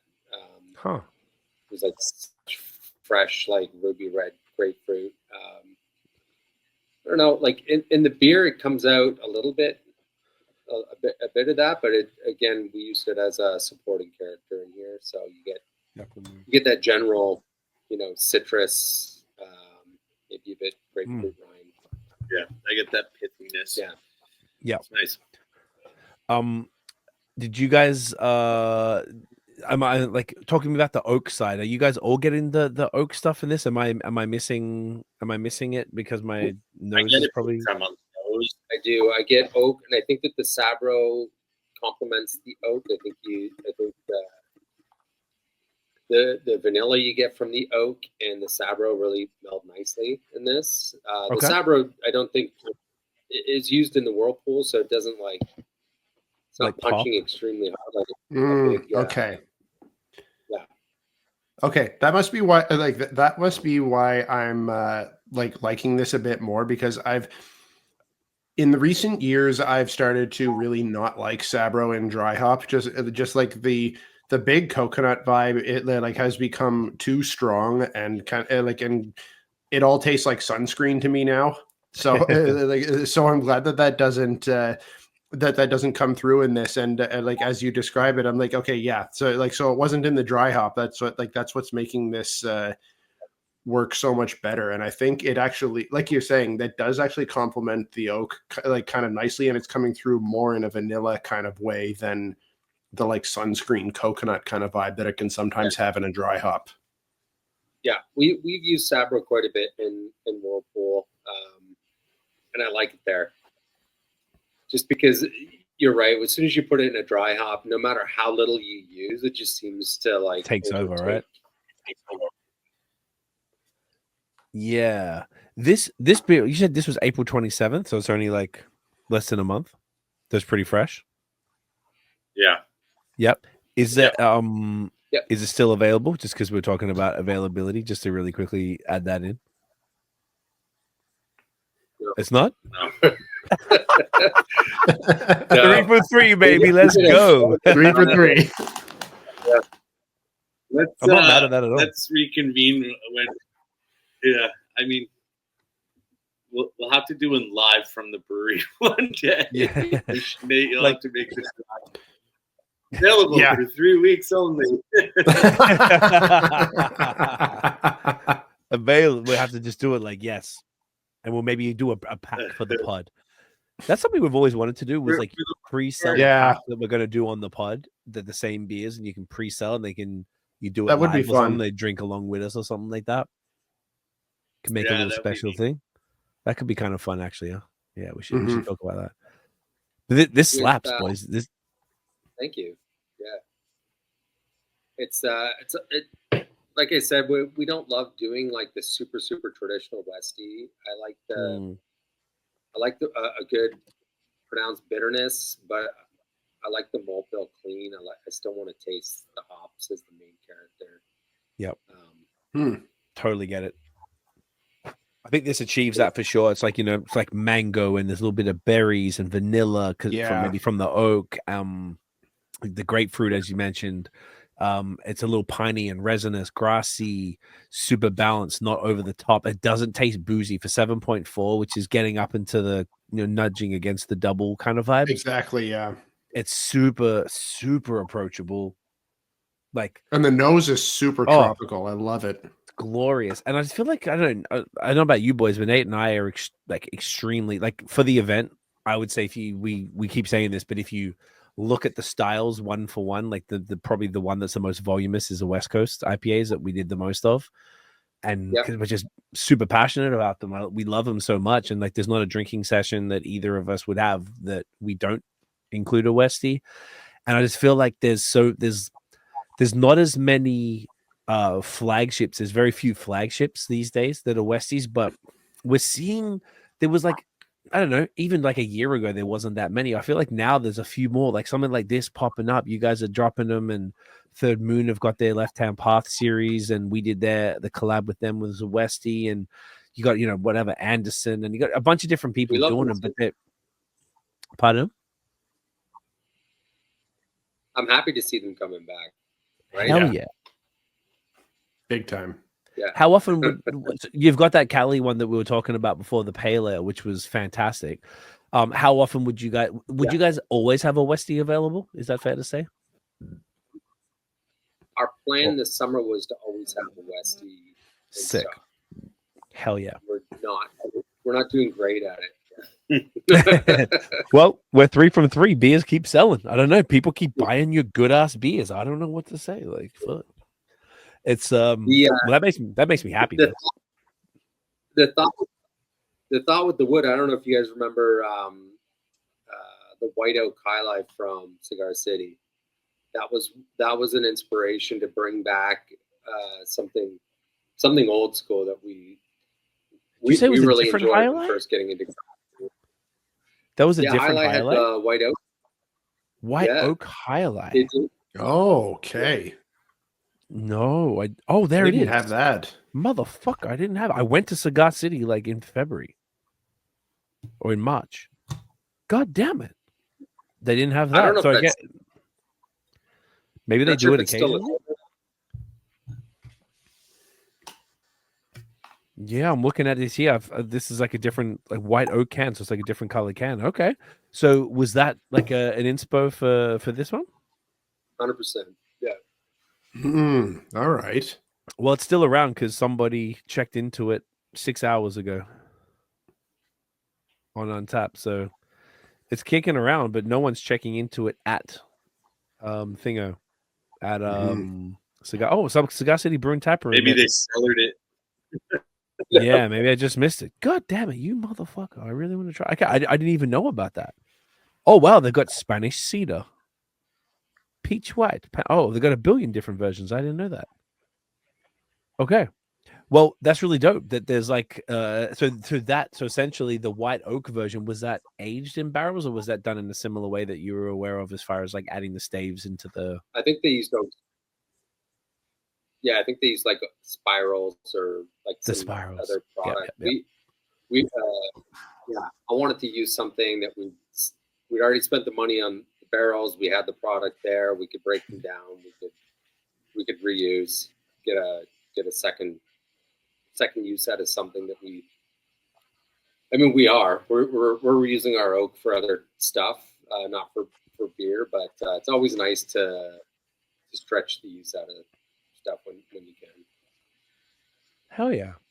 I think it's awesome when people reuse them. I always see the breweries do like the sales of like barrels and like, hey, come buy these barrels for like $100. I'm always like, Tiff, can we get a fucking barrel? I'm like, no. We get a barrel, put it in the garage. Look at it. It's gonna sit in the garage and drink off of it. Yeah. Or just put it in the backyard or something, just be a little table. Make it looks cool. They look sick.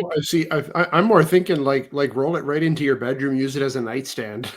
See, that would be the optimal case, Nathaniel. But to get that over the line, yeah, no. Everyone's wife. Yeah, that would be a non-starter.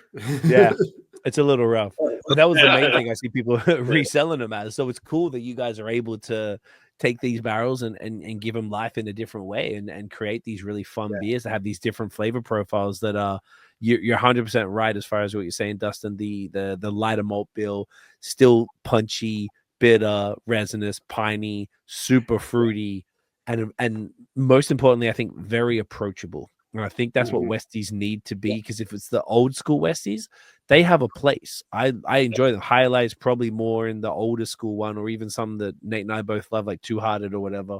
But the new school ones are what's going to get a lot of the newer drinkers who weren't exposed to them in the 2010s are going to get people exposed to like, oh, this is what IPA. When we said we drank an IPA, we didn't say West Coast, we said IPA. This is what an IPA was. So it's a different approach to it that I think it still deserves some shine. It's a nice balance out to the haze. Obviously haze is king and it will be for foreseeable future, but Westies are just, I don't know. They're just so nostalgic. And even if they're not nostalgic, they're just fire. Like this specific style technically isn't nostalgic because they didn't really taste like this in 2015 and before. Yeah. But fuck, aren't they great? They're so fire. Like, how can you not like this? And I think that you guys are doing a very big service to beer drinkers to be like, here's something really fun that sort of is reminiscent of what the kids drank 10 plus years ago. But a little more approachable with that, new school twist. I think it's amazing. I think this is really great. Absolutely. Thank you. Yeah. So should we start talking about what's happening in 9 days' time? Yeah, it's 9 days, eh? 9 days. That's kind of bonkers. So you guys do you guys know how it all happened? I guess I guess Erica maybe told you, like, how it all came about? She mentioned she was gonna hook up for lunch with you guys, and what came of lunch, I wasn't expecting her ask. I don't know if you guys did. If you knew what you were walking into for lunch, oh, there we go. Now we're on more of a level thing. Oh, dude, I had no idea. She was like, "We should grab lunch." I'm like, "All right." We went to hang out because Eric had been a massive supporter of Link Up. And very much appreciated what she'd done through the society clubhouse. you know, they had Link Up Tap, a permanent tap there, and for donations, they would always make sure they got the kegs of all the, you know, Ontario stuff, or they get the cans for the fridge, and just really supportive. So, you know, I met her when she was at Henderson in 2019. Didn't know her well, but kept in touch, and she had really gone out of her way to support Link Up, which I very much appreciated. Yeah, so we went for lunch, and I was just like, yeah. So Nate and I, we have a friend. You guys know Matt from Vox and Hops in Montreal? No. You were asking that the last time. I don't think so. No, of them, but I haven't met him. No. Okay, so yeah, lead singer of Cryptopsy, but also a podcaster. So I met him as a podcaster, and he's like a fucking hustler. He always has crazy ideas and does all sorts of crazy events and stuff. And he was like, "Oh, you boys should do 10 collabs for 10 years." I'm like, "Slow down, bucko. It's not happening." I don't know. And then it kind of planted the thought, and I mentioned it to Nate, and we're like, "Oh, yeah, maybe we could do that." After thinking on it. And that's what I think I told Erica. I was like, yeah. And then once we made our lists, we're like, oh, there's a bunch of beers a bunch of breweries that we could actually hit up rather than just 10. And that's what I was telling her. And she's like, well, why don't we do a festival? And we're like, well, that's a bit outside of our skill set, and she's like, you know, obviously for people who don't know, Erica is the sales manager at Blood Brothers. Also the founder of Society Beer Drinking Ladies, which is how I sort of knew her. And yeah, so then she basically has been putting it all together, driving it. Nate and I have been doing the beers and just adding our little flavor along the way. And you guys have just been supported. We've been mostly dealing with Erica with it all, and we only had a few meetings really about it. And you guys have just been putting up with it. And I'll be like, all right, we're fucking doing it. And we immensely appreciate you guys, first of all, for even being down to do the fest. Oh my God, and, yes. You know, because it's something that's a lot. It's not. You guys are events people inherently because you're a brewery and you bring people to the space, right? So you do big events, small events, you know, whether it's like smallest trivia on a Wednesday or a larger event like Over the Tap, as we've talked about. But this is something for us that's I've, you know, just like you guys with music, I've been doing music since 2001. So the only events that we've really ran have been putting on rap shows. Like, it's really not anything much. You book a venue, make sure they got the sound system, book some other acts, and then fucking sell tickets, and then that's it. You don't have to do nothing else. Maybe a merch table. So that's as far as my experience goes. I've done some other little events that we've had, which are a little more complicated than that, but not much more. So this is very much out of my wheelhouse and Nate's too. So it's kind of crazy, and it's an honor to be doing it at Geary, at your space, and to have you guys sort of, you know, with all your experience and to putting it together, and honestly, I think it's helped a lot to have the brand behind it, to know that, you know, oh, it's held at Blood Brothers. This is some, you know. See, I think to the point where people were confused in the beginning when it first came out on Reddit. I think everyone thought it was like 40 collabs that Blood Brothers had done with other beers, not noticing that Blood Brothers was one of the names in the list. Hey, we collabed with ourselves. Type of thing. But yeah, so even just like to publicly thank you both for, honestly, seriously, like, I appreciate you guys. You guys have never been anything but just generous, lovely people to us the whole time we've known each other. Like, I guess that's 6 years or so now. And it's so fucking cool, man. Like, it's something that it's sort of like, I don't know, 10 years as a pod. You guys have been in business 10 years as well. So it's a long time for us all to be doing this crazy thing. Obviously ours is very, very different, but we're on the periphery of it all, just trying to support everybody. But the fact that you guys would just hey, say that again. Big ups to you guys for that. I mean, there's not a lot of that in the industry, so it's like when you come to us for like, hey, do you want to host this? Of course we would love to. You know, you've done a lot for the industry and for a lot of breweries. Appreciate you, man. It's it's a funny, weird thing because none of us think about, just like you guys don't even, Dustin, you're saying that you don't even, when we're talking about the beginning, the origin stories, you guys hadn't really thought about it. We don't really think about it either, because you're just like, what's next? You just keep moving, right? As even Tiff and I with our business, you don't think about things that are happening. You just do it, post about it.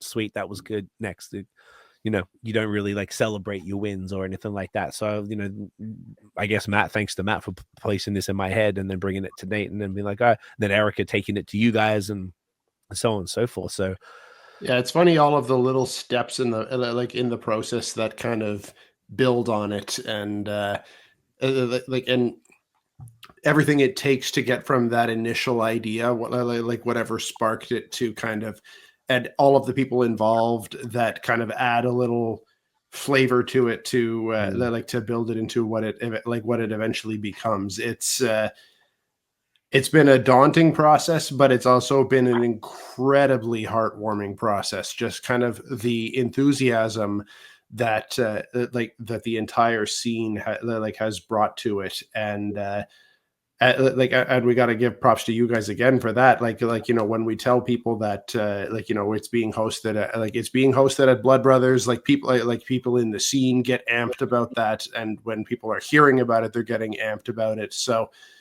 like you guys have brought excitement to the to this as well, and have helped to kind of build the the heartwarming response around it. We got to give credit to you guys for that as well, which has been really awesome. Thanks, appreciate it. Thanks. Yeah, I feel like that when we told people that's where it was going to be held, I think we only approached breweries that we had a relationship with. Yeah, and I still think that the fact that we're having an event at Blood Brothers is what got some of them across the line. I think it genuinely helped. Because you guys have relationships with basically everybody, right? You guys have been around for 10 years. You guys were like the hype kids in the early days and going and for quite some time. And I love to see the way that you guys have matured as a brewery and then moved into the larger space and then moved into the LCBO and the distribution stuff and exporting and all that cool ass shit, which I think is what you're supposed to do as a business that kind of grows like that. So it's yeah, it's fucking crazy. It's so I don't know, it's so crazy because now it's like feeling extra real. Like when you're planning, like, yeah, man, we're gonna do fucking collab, we do these beers, we do this event, sick, and then like you actually start doing it, and you're like, oh, we have to go to or try to get to like 40 brew days or whatever, and canning days or something. Yeah, it was. People say, "Oh, you doing it next year?" I'm like, no. When did that? I think what happened was Matt said 10, then we started making a list, and we had like a shared note, like an iPhone note, and then we made the list. We're like, oh, this list is pretty big. I was like, do you know what it is? In 2024, I don't know if I told you this, Nate, but I tried to have like as my year of yes was like if somebody presented me with something, I wanted to try and move towards yes, like as an opportunity. The universe shows you an opportunity, and I wanted to see if I could make it work if it made sense. When Erica said that, I was kind of like, my initial reaction is, whoa, no, I don't want to do events. But then I was pump the brakes. Yeah. But then you chill for a second. You're like, well, hang on. This is someone who's done events for a long time. She works for a brewery that obviously we know the boys. We love the boys. We love the brewery. If she's going to do the organizing stuff and just tell us how we can help, I mean, I don't really see that much of a downside. It should work if everyone says yes to the collabs. And then we were like, all right, let's really make a list. And we kept going, and that just kept adding up. We're like, all right, I think we had about 45 to begin with. And a few of them. It built up, just to take a step back for a second, because as we went along, I think that like you and I were building the list of collabs. And I think by the time we got to around like 15 or 20, I think I said to you, like, look, at a certain point, it's like, why are we even putting a cap on this? Like, let's just reach out to anyone that to anyone that we'd anyone that we'd ever want to collab with, that we've talked to and like built good relationships with over the years. Like at this point, why cap it? Once we've already got to like 18 or 20, like let's just keep going and just line up as many as we can. And yeah, like it got to the point then when we started talking to Erica, I think we were probably up to 25 or 30 at that point. Okay, and then after we kind of after we kind of started getting the ball rolling, when we started edging towards 40, we're like, okay, like is Erica gonna fucking flip at us when we tell her that we're now up to 40? She was like, now we're up to 45. Like, does everyone need? Maybe we don't have to put all of them in. And it was like, I was like, okay, cool. So we had some of them just didn't respond in time, or some of them couldn't make it happen in the time frame. There was just a few little things. Some of them are going to do collabs throughout the year because event aside, we're going to do a bunch of collabs kind of anyway. And the event was like icing, the cherry on top type of thing, which is like a cool way to celebrate craft beer. And it felt like I don't know if you guys felt the same way when she brought it to you, but like she said to me, this is kind of almost what it's almost like she was selling me on it. And then I was telling Nate, and Nate was immediately like, yeah, but like craft beer is in a place where like a lot of festivals that were so sick, like, you know, Witchstock, Liquid Art, Fuduni, which did actually come back, but it, you know, dropped away for a number of years. Like a lot of the festivals at Cast Days, you know, now it dropped down to just like the back to the Volo thing. You know, I had really disappeared. There isn't that many celebrations of craft beer. And she was like, we need a celebration of craft beer. And because we weren't a brewery and that we were maybe able to bring people together in a different way, she felt that it would be a useful thing. Is that what kind of the vibe that you got from what when she pitched it to you guys? Yeah, no, exactly. I like the angle too, right? It doesn't always have to be doesn't have to be a brewery that's hosting this stuff. You know, it's a good angle to go from. It's I mean, you guys have done 10 years of supporting the scene. Also, it's not like somebody walks in and says, "Well, TFOB is dead, so let's do like the small craft beer festival." It's like, no, you guys are doing this out of the, you know, the love for the craft and the scene, and it's like it.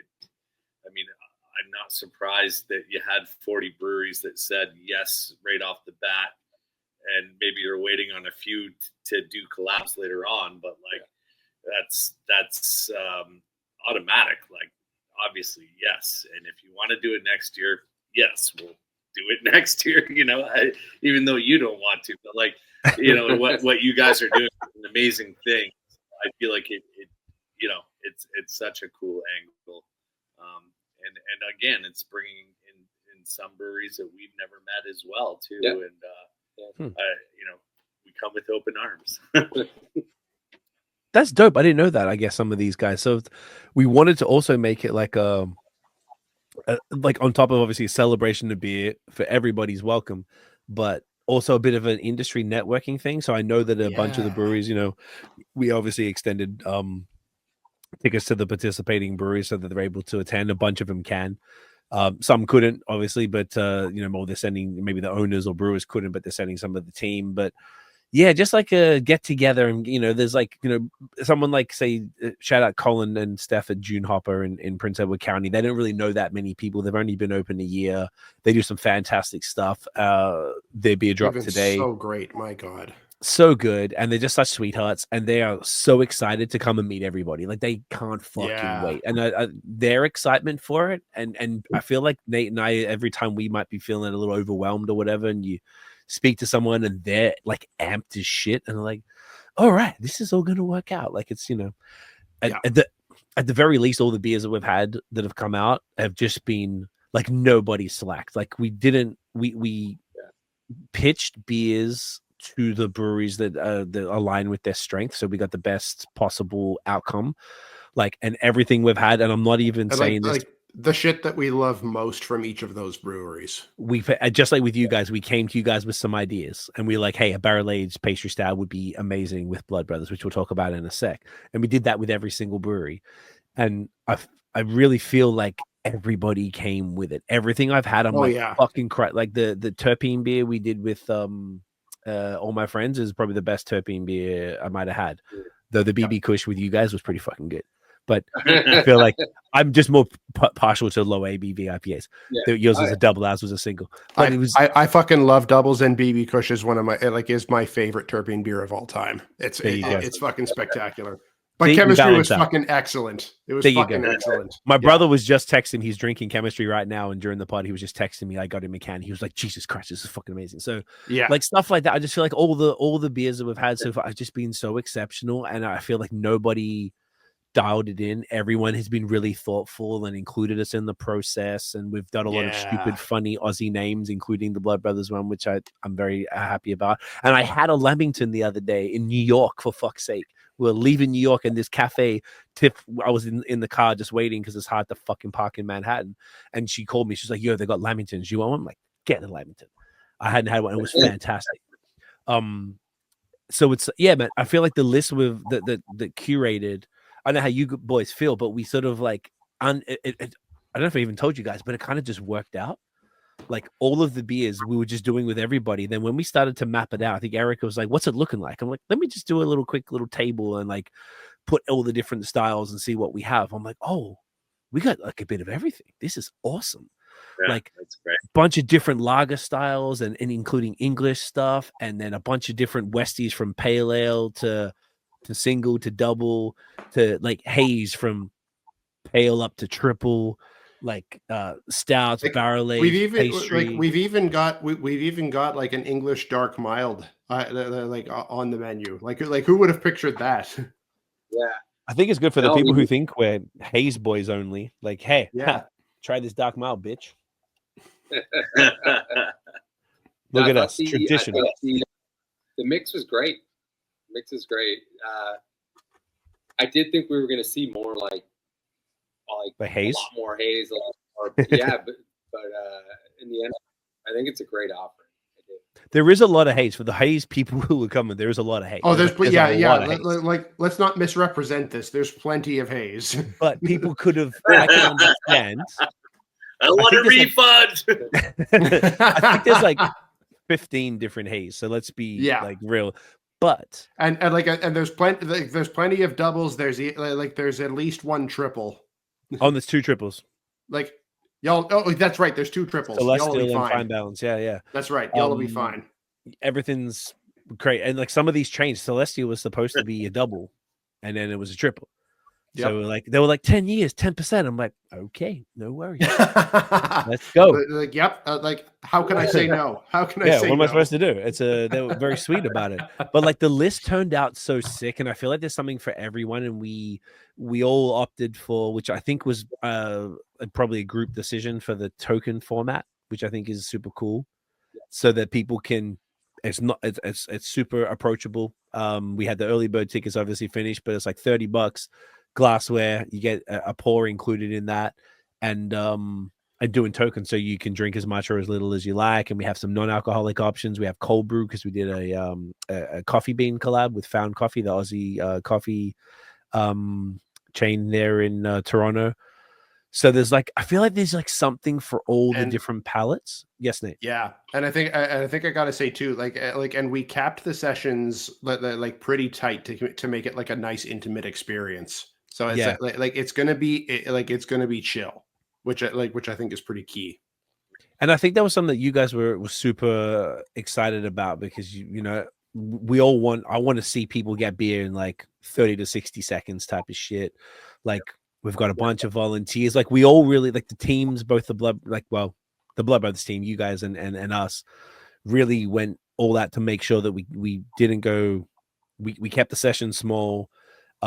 Allowing space for obviously the breweries as well, but for the public tickets, just to make sure that everyone can have a great experience. And there's food, obviously you guys are supplying.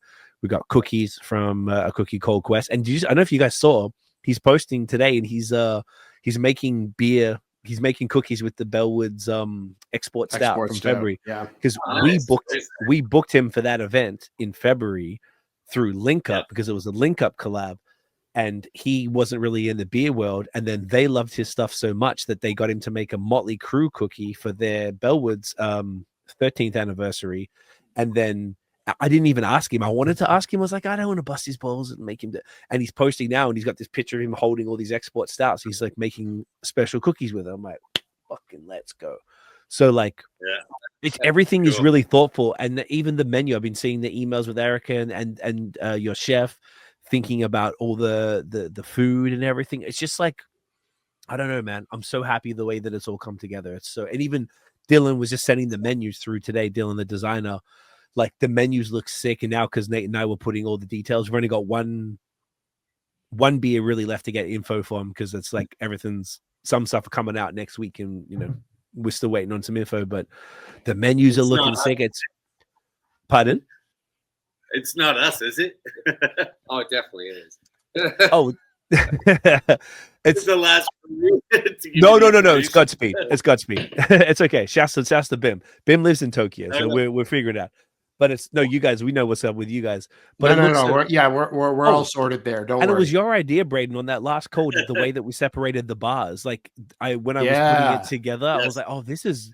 I was just going through the list and I was like allocating it. So we're splitting the bars up because what we didn't want to do was have originally Erica's idea, which I really liked, was have like a crispy bar, a haze bar, like an IPA bar, a stout one, a sour one. But we've got a mix of cans and kegs, depending on what the brewery wanted to send. And you were the idea, why don't we split them up evenly? And I just did it and it worked out perfect. It's so good. No, this is better. Because you don't want someone going to the bar and it's just haze and they keep going to the haze bar and they don't even expose themselves to the crispies or anything, because there's exceptional views from everyone. And I think too, you also don't want like a big lineup at the haze station and like no one at the crispy station, like kind of thing. Like even if they're doing well, just the perception is bad. I think so too. It was such a good idea. And it was once we put it together now today, like, because Dylan sent the menu with the exception, we have a name of one beer to confirm and then just Godspeed's details. And then everything else is all locked in now because Nate and I just did all the messaging and figured it all out, all the last minute stuff. Because there was some last minute changes for some of the beer. And we wanted to have on the menu all the hops in the IPA, so that, or whatever it is, all the details of the beer. Because people give a shit about that. I get it. If it was us, we tried to look at it. I'd want to know too. Exactly. If we went to an event, what do we want? We want to have that information right there. And I don't know. I'm just fucking amped now. Seeing that, it was like something about seeing the menu is like, oh, this is this is lit. This is going down. I don't know if it's probably not as big a deal for you guys because you've been doing events for years, but for us, this is like, yo, this is fucking wow. Because we didn't even know if anyone would even care. The fact that that Erica cared and then the you guy cared, like, was crazy enough that you would even do this. And then to know that the first session sold out in like 3 weeks, it was crazy. I thought everyone would buy tickets like next week, like as most things do last minute, crazy. And I didn't think people would like the early session more. I thought the late session would have gone more harder. I know. Is that normal? Yeah. I first session is people get worried about things selling out. And I think it was smart that you guys are splitting everything down the middle. Yeah. And so it's the same. Everything's equal. Sessions. If something did sell out, nobody was cherry picked for more. Nope. If we got one case per session or whatever, if the case sells out, that second case is 100% allocated for the second session. There's no like discussion, and the kegs are going to be.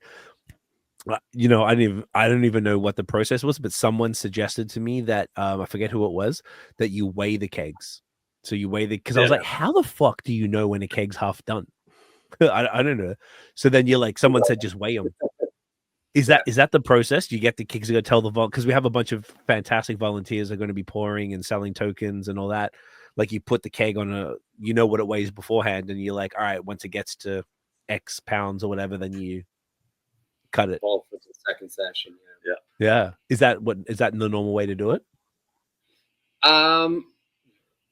We've done it different ways in the past because we're not bringing stuff in for this festival per se. It would have to be either feeling out kegs or weighing them. Yeah. I'm not sure where we landed with that quite yet. Okay. Whatever you guys think is best, because we don't know, but this is what someone said to me. I was like, oh, that's an interesting way. But either way. And then it gets even more fun when you got to look at the keg and say, is that a Chinese one or is that from Europe? Because there's different weights on those too. Oh, so you got to weigh all of them individually and probably write it down? It'll be close. Okay, well, we can weigh them all. I think it's not going to be that impossible to figure it all out. I guess that's why we're going to get there early and figure it all out. But no, this is... It's just, I don't know. I'm like, it's like not really nervous anymore. Cause at first we were nervous when we dropped it. We're is anyone even going to care? Then the volunteers, super daunting. Remember when the volunteer call went out and all these people responded? We're like, oh, okay. All right. People care.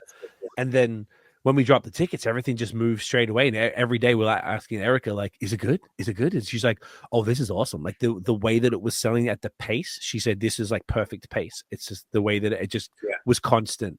It wasn't like a drought. It was just like I wouldn't say trickling in, but there was just the right amount every day, like a steady flow constantly. We're like, all right, and we were keeping the content coming. Now it's been more crazy because more and more beers are dropping, and we're doing collab posts with every brewery. So like every day, like today, there was 2 beers that dropped. There's going to be Two a big bunch. ones. The big, we had Badlands drop today. June Hopper dropped today. Next week we got like I guess because everyone knows all the stuff. This will come out Wednesday anyway. But yeah, Counterparts dropping, Towns dropping, and I got to try the Town one yesterday. Anderson, a bunch, Blood Brothers. When was that one dropping, by the way? Day of. Let's fucking go. Oh, that's god perfect. damn. Yeah. Let's talk about the beer that we're doing. Let's talk about that now. Can I make a suggestion? Why don't we actually take a bathroom break, then crack the big stout before we talk about the big stout? Oh, sounds cool. Perfect. Nate, you're not just a pretty face. We'll be back. And we are back. And we're back. How you guys feel about a big stout? We'll talk about this stout, then we're going to talk about our stout. All right. Gosh darn it. All right. We are doing. You guys are trying to kill us tonight, but I'm here for it. Look at this. Here we go. Boya. What does that mean? Boya. Does that mean anything? All characters. Yeah, these were all based off of like kind of horror film characters. Usually like the bad guy. So yeah, most of our bourbon barrel-aged stouts are all picked from old horror films. Okay.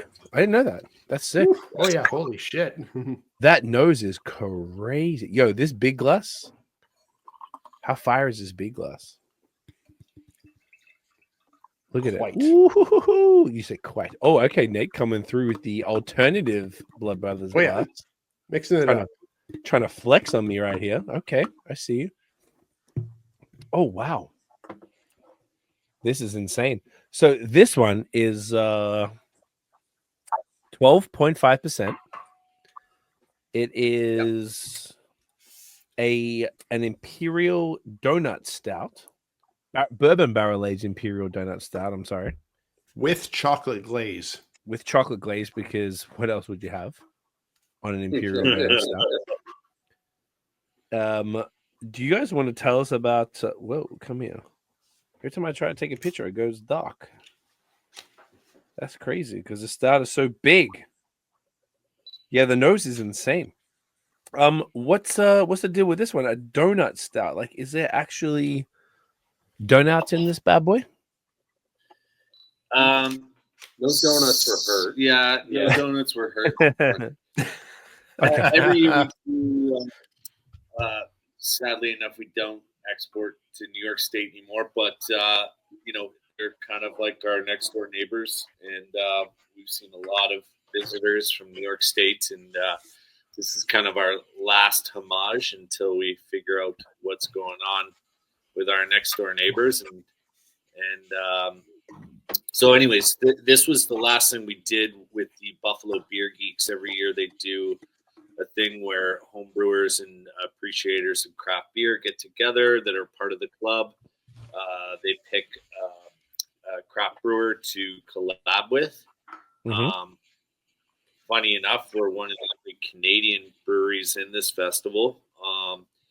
And so this year, ironically, it was a bunch of Canadian beer appreciators and craft brewers home brewers that came to the brewery, and they wanted to do a big bourbon barrel-aged stout with us. They wanted to do something in the way of a chocolate donut stout.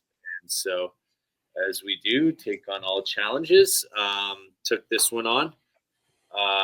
Dustin was just given some of the specs on the barrels and why we picked them. That's kind of a fun. So we always have a selection of what's close to that 12-month rotation. That's kind of when we find the sweet spot for when product is ready. So we tasted through those, but we also had to keep in mind what the group wanted to do, and it included a lot of adjunct, a lot of extra residual sugars being added to the product. So we kind of had to go a little drier than what our base tends to start at. So we found 2 products in that 12 to 13 month range that were nice. And then when we started to do blends with, there's chocolate syrup in here, and see what other adjuncts had additional sugar, but that was the major one. So once we started doing the blend, we needed to dry it up a little bit, and we did have surprisingly a 5-year barrel in stock that had finished at a lower Plato. It was super clean, tasted great, but we wouldn't put stouts out as dry as it was, but it was a great addition to this to balance the final product with all the extra additions. What else is in it aside from the chocolate syrup? Let's see what's in this sucker. As far as adjuncts, or As far as adjuncts, yeah. Yeah. All right. Like what makes it a donut stout? The donut portion was the donut portion is from extract, just because to really get the flavor of donut. So Kinda hard to difficult. get that. Couldn't just, so hard to get it.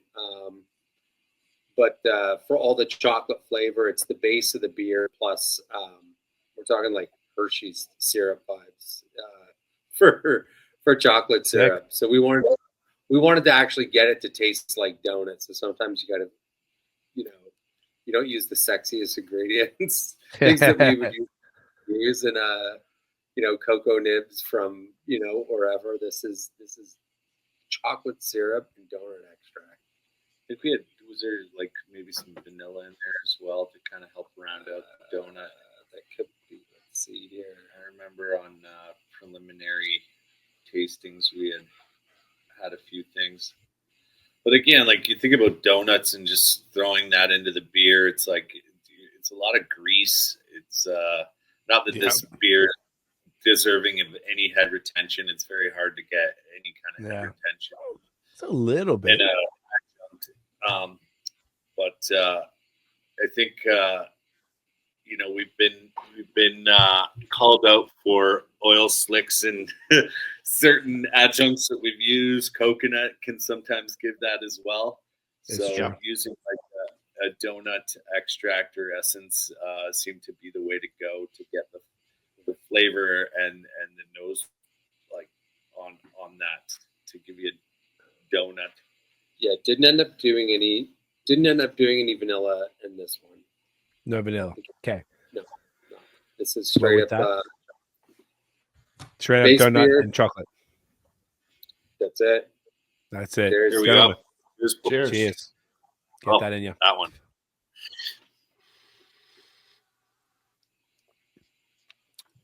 God damn, that is so intense, and that is fantastic. Woof.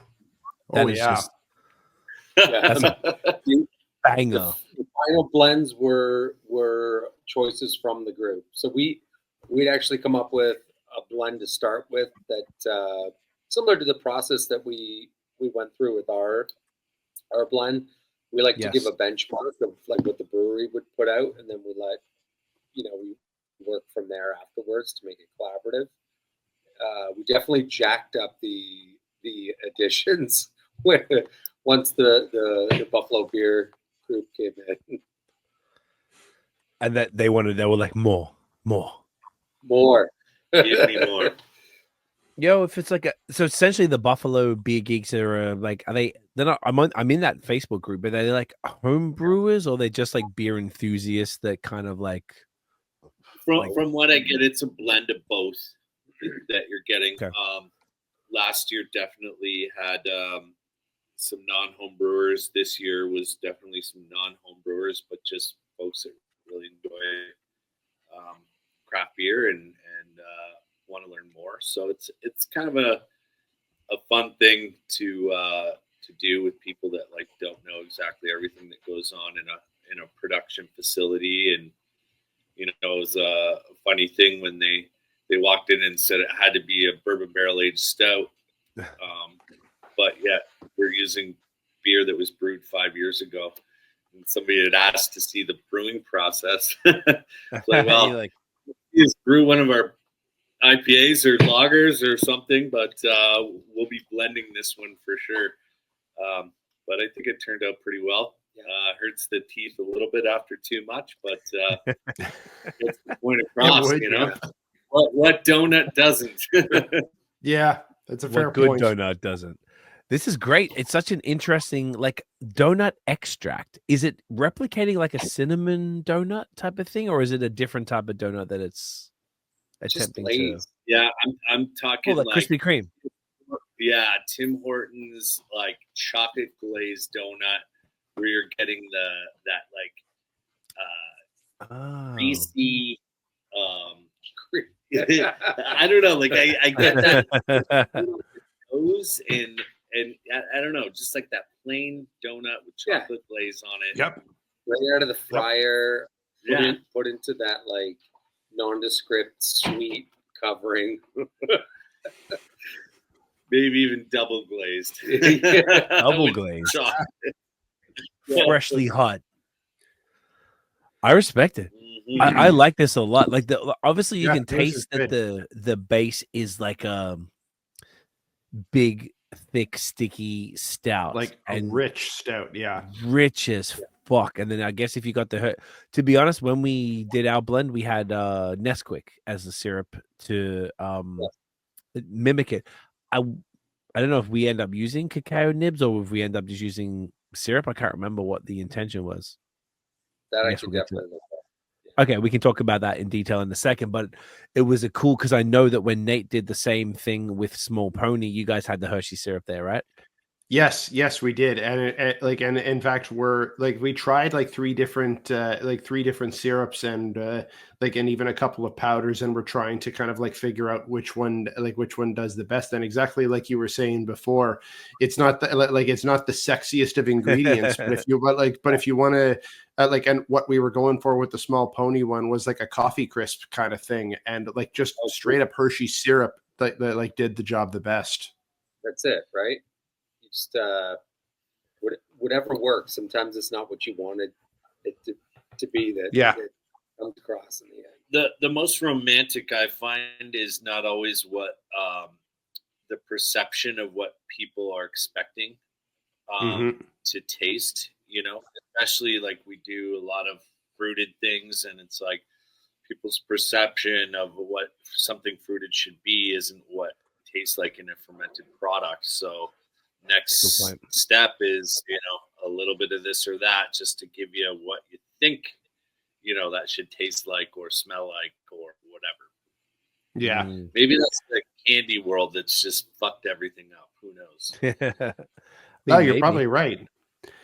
And when not to dwell on a different on a different beer for too long, but like as we were trying the different chocolate products, when we were trying like a cocoa powder for one of them, it was just so bitter that it was just like not right at all. Just would have completely destroyed the coffee, completely destroyed the other extracts in it. Like would have just been like just straight up bitter cocoa powder. Like wouldn't have worked at all. I discounted that one immediately on first taste. Yep. Yeah. It's funny. That's what like I mean. Both Nate, we've done a bunch of collabs. I think BOS over the years have done like 25-ish collabs or something, and none of it had done anything like this, and neither had Nate. So both of us, I'm really glad that actually, because we had to divide and conquer to make 40 collabs even remotely work, and I'm very, very happy that both of us got to experience a blending thing for stouts because neither of us had done it before. Oh, it was such a good experience to kind of just see the behind the scenes of what goes into that. Yes, and to document that and to see what's going on. So I feel like we get like I can understand that both Nate and I can now understand this beer now the way that you guys are explaining it because we've both seen it and we're like, oh, that's how that shit works. Okay, like it makes complete sense. And I don't know if a lot of people know that that's just really how these things come to be, because you could like you guys were saying, you could put donuts in the fermenter. It's going to just add fat to the more oil slick to the top. Like what's it really going to impart? Like the actual flavors, it's impossible. And even it was funny because when we were doing the blend for our beer, once again, we're going to talk about that in a sec. We had vanilla extract as opposed to real vanilla. And then I was in Montreal and we went to Sir John to do the blend. We're doing a smoothie stout blend. So they're making a smoothie, and then we got a stout, and we transferred all the kegs into this mixing tank, and we put coconut, cacao nibs, which I got to eat raw. Don't do it. And vanilla. And there was 2 different types of vanilla. And there was one that they had that was like really expensive that you had to like open it and then scrape it out. There was other one that you just got the whole thing and you just cut them up into little bits and put it into a grinder, and you kept the whole guts of the vanilla and let it sit on the vanilla. And vanilla smells like prunes, like shit juice, you know, like speaking of shitting, like it smells just like prunes. I couldn't believe what vanilla really smelled like. As far as vanilla beans, I hadn't had. I've been around them before. We've done some beers with them, but I hadn't like gone through it. I was like, oh wow, okay, I see why that sometimes you might want to use an extract to get a vanilla flavor that people understand what it is, because the real thing is extremely expensive, but also doesn't exactly impart what it needs to be. And I found that fascinating between doing the blend with you guys and going there and then hearing Nate's stories out. I'm like, oh, right. Like, I get it. Because sometimes I'm always like, why do people use extracts? Just use the stuff. I'm like, there's a real reason why people do that. If you're trying to get the donut flavor, you can't just put donuts into a fermenter and expect it to deliver that. So I think that's maybe something that like you got to experience or something to know, or at least hear people that you guys talk about it. To understand, you know, how that goes down. It is interesting. I mean, using there are some like organic ingredients that we love using in stout that really punch and people can understand them. Like coconut is it's such an obvious flavor. When you use real coconut, people get it. To use when we use real vanilla in product, the amount that has to be used. And it's such a subtlety still, and the cost is absolutely insane. We love it. We love it, and we like get it. But you know, you put a little splash of you know, vanilla essence into something, and it goes so much further. It's so sad. Isn't it crazy? Yeah, it just kind of works. Yeah, but. It depends, because even like we could have gone. I think one of the options that you gave us was either was the coconut or the raspberry extract to complement extract, right?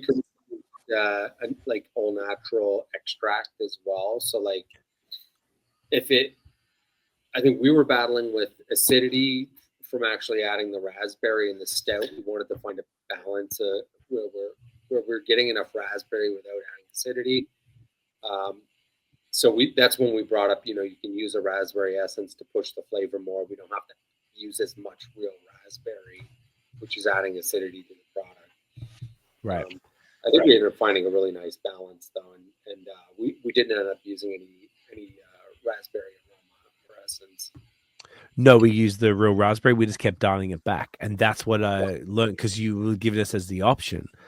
And I was like, oh, that is so interesting. It was just so interesting and like such a fantastic learning experience to see the difference. You were like, we'll get to it maybe in a sec to talk about the process, because the process to me was so sick of understanding. I think we did 4 different versions, and actually the third version was the one that we ended up going with as far as the volume, because Mitch is very efficient with how it worked.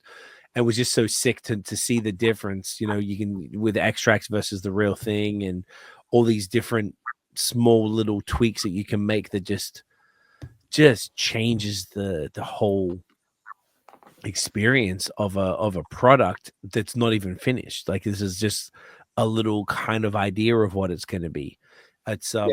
It's fascinating until you go through that. It's difficult to really understand it. And this is from us doing the pod for 10 years, like doing a number of collabs, and just none of those collabs happen to be any of these fun ass, Imperial Barrel-Aged Stouts.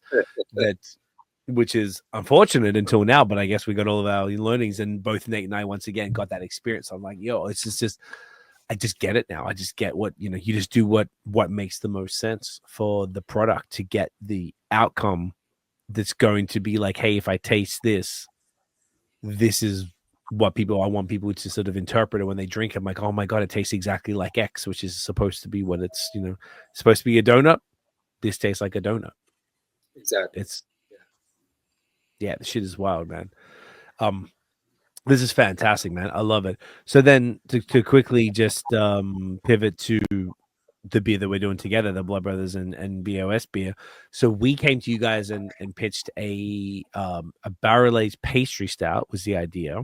And I came to you with two different, because the main thing was we're talking to Nate, and people kept asking us what's the theme of all the beers. And we didn't really have anything in the beginning. And then over time, just because over the years we'd always done Aussie stuff because of, obviously that's where I'm from, but it makes things kind of stand out a little bit because in the market, not everybody's doing Australian things. We're here in Canada. So therefore, if there's a beer that has a theme from a different country that's authentic as far as like we could figure it out, it's, it comes out pretty cool, and it's an interesting product, right? So that was kind of the idea, and we leaned more into that as time went along. So we came to you guys with two different options. One was a Lamington stout. So a Lamington, for people who don't know, which I mentioned earlier because I got to have one in New York after not having one for a while, is a vanilla sponge cake, 2 pieces generally with a bit of raspberry in the middle, stuck together, dipped in like a very thin layer of chocolate, and then rolled in desiccated coconut. And it was so nice to have one. It was so good. And then the other idea was an ice cream, which do I have? I have it up. Oh, I have it over there. I have to go get it. But it's called a Gay Time, which is a pretty funny name.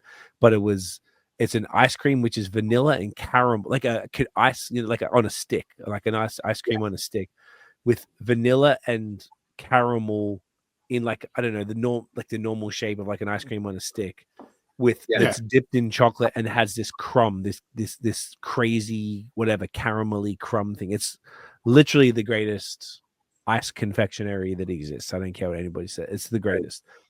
And I got like an Easter egg, like they make an Easter egg that I got someone to bring over for me. And then I got my mum to send me Gay Time biscuit, like cookies. So they're like a cookie version of it. And then because it's got the crumb things on the outside of the cookies. So I'm trying to keep the packets of them. And then I got Gay Time fucking protein powder that I ordered. Dog, this is not a joke. I'm serious with this shit. So I want to make. Oh my God, how is that real? And it's like vegan too, because I don't really do. I like lactose, but I don't really do milk products. So you can make like an ice cream version of it, and I've got the crumbs from the cookies. So I just got to fuck around and do it. But that was the alternative, sort of a caramel vanilla type of thing. But I thought that the Lamington is a little more fun probably for a stout as far as the flavor profile. So we called it Lamo, and I think because my friend Tim, shouts my mate Tim, he called it I never known it as that, but he called it a Lamo, and I was like, oh, that's hilarious. We should call it Lamo. So I was like, boy, this is like, and everyone just ran with it. So we called it Tim. Is Tim even an Aussie? Oh yeah, Tim's in Melbourne. He is. Okay, it's funny. Okay. Tim is obsessed. He's never been to Canada. Obsessed with Willowbold. I have got him 6 bottles of Willowbold's whiskey so far. Really? I've got him his 2. I just shipped 2 bottles and a glass because Dan from Zenon gave me a glass to give to him, to his boy in San Diego, so that he can bring it across to him. I got 2 more bottles of Saplord, their maple barrel-aged whiskey, to send to him. I didn't even know why. He's never been to Canada. He doesn't know nothing about it, but he loves Willowbold. So I buy the stuff. That's hilarious. The money. Yeah, he's a crazy person. Well, you're gonna have to get him the little snifter. Never mind the big glass. You got to get him the little snifter for the whiskey. Oh, is there like? Well, they've got like little Willowbold like whiskey snifters. Like they look like I mean they might look like sample glasses kind of thing. Okay, like the inky just glass. like a short little stemmed thing. I know what you're talking about. Okay, sick. Yeah. I'll see if Zenon doesn't. But he gave me just one of the tumblers to send to him. Right. Either way, he was talking about Lamos. Yeah, I speak to him all the time. So I was like, all right, Lamo, fucking hilarious. Let's go with that. So we came through, and Mitch, who I hadn't met before, obviously Patty was there. And Mitch was a consummate professional. God, he was on point. It was really fun afternoon, man. And then hung with you guys for like 2 hours, took up half your day. But it was so nice to talk to you guys not in a loud environment and just sit there and yap and have some sushi and shit.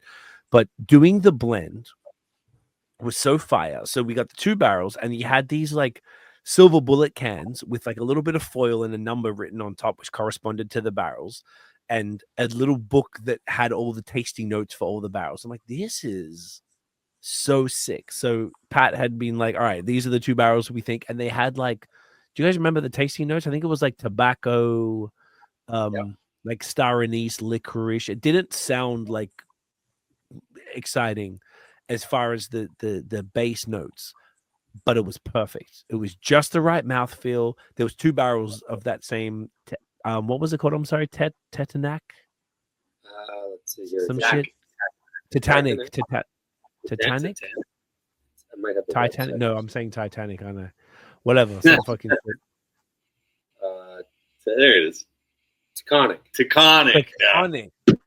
I'm gonna get it. I'm gonna get it eventually. And so trying those 2, then there was other ones that were like Heaven Hill or whatever that were like fudgy caramel that on paper sounded so much better. When you drank them, I'm like, oh, this is really thick, and it was a little over the top, and I just don't think it would have really translated. So I was like, all right. He was like, try them all, but I think these 2 are the ones. I'm like, boom, you're all right. So we got 2 like beakers of those joints, and then Mitch was like doing 50-50, and then we had actual raspberry puree, like the proper big ass bucket of raspberry puree. We had coconut cream for the coconut. We had vanilla essence, like essentially in what do you call it again? I'm sorry, is it called essence or is there another word for it? Extract. Extract, yeah. And we used the Nesquik as opposed to the Hershey's for the chocolate side of things. And we did one version, and the coconut was too much, and the raspberry was like, whoa, that shit is just overwhelming. So then we're like, all right, way too potent. And this is probably similar to your experience, Nate, as well. And I was like, all right, cut that raspberry by like 50% and cut the coconut by like just a quarter. So he's like, all right, round 2. He cut the raspberry by 50, the coconut was money. Raspberry was like, oh my God, this is another 50%. So he cut the raspberry by 50% again. And that was basically perfect. We did a 4th version that I think he added baking soda to. And I can't remember why. I think we were messing around with the amount of raspberry and balancing the acidity to see if there was a combination that would work nicely. We ixnayed that. We just cut the raspberry back. And then I think the last round was just messing around with the final bit of vanilla that tied it all together. That sounds it. And I feel like we nailed it after that. And it was just really cool to see the process. And it took him like just 5 minutes to put it all together. And he's got like little test tube shits and just like, these little like little dropper things. Like dropper. Yeah. We do enough of it. We've got a system now. And it's super efficient. It was super cool. He's writing it all down in a book. And I was like, yo, this is fire, man. This is like such a dope way to do it. And at the end of the day, I think I was like, this is it. This tastes like a Lamington. I was like, this is so fire. Obviously, small version of it. So then you're like, all right, I know the general thing. And the idea, I guess, would be to get those 2 barrels, blend them into a tank, scale up the notes so that there was that amount of raspberry, that amount of coconut, vanilla. And what did we use in lieu of the Nesquik? Was it actual cacao or was it something, or was it actual Nesquik? No, it would have been Nesquik. Yeah. So if we taste it, if we go with real cacao, we kind of have some history of what works for us in amounts, but you can go a little overboard. It's harder too because once it's in and you're aging it on it, if it becomes super bitter, there's not as much control, but it's still good point. Yeah, I don't know. And some of the bigger, more viscous bases, it goes nice because it does dry it out a bit. It adds a little bit of that baker's chocolate vibe to something that's already sweet, so it balances nicely. But for this wasn't like that. This is straight up dessert. So yeah, didn't need it. Yeah. Yeah. So it's like I don't know. I think it's kind of perfect. And even just drinking this right now, talking about it, I'm like, oh, this is money. Like, Yeah. just to get like an idea, because we were talking about this beer while we were there blending the other beer. Yeah. So now we're drinking this beer, talking about blending that beer. It's I think it's really cool to just to think of how it all worked. I know I'm super excited for it, and I think it's like a perfect. I don't think we had any other. Excuse my memory after 4 beers, but do we have any other beers? Sort of, I don't think we had anything super similar to that at all. Really, did we? On the list? No, I don't think so. I mean, aside from the Yowie with small, yeah, that's definitely the closest, which is 14%. In terms, yeah, for like 14%, and also in terms of process, like definitely the most similar in in terms of the blending. Like we'll probably talk about this on another podcast, but just like the process of that of that one, it is very similar in terms of just the tweaks in the extracts and the other ingredients that you try to get to to get down to it. It was so much fun. It was so great to be able to be a part of that, to experience that side of it. It's been amazing.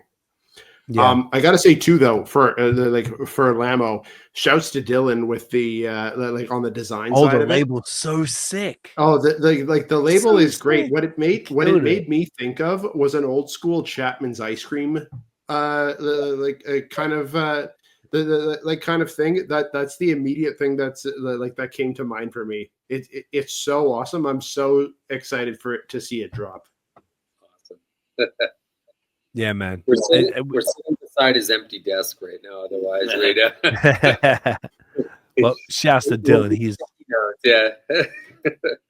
we've never met actually. I guess we'll meet him at the event maybe, but yeah, because we've been talking to him a lot because he did the poster. He's doing the menus. He's done a lot of the stuff. He's done the label for this. So it's super cool, man. I guess this is our first collab too, which is also kind of wild, but.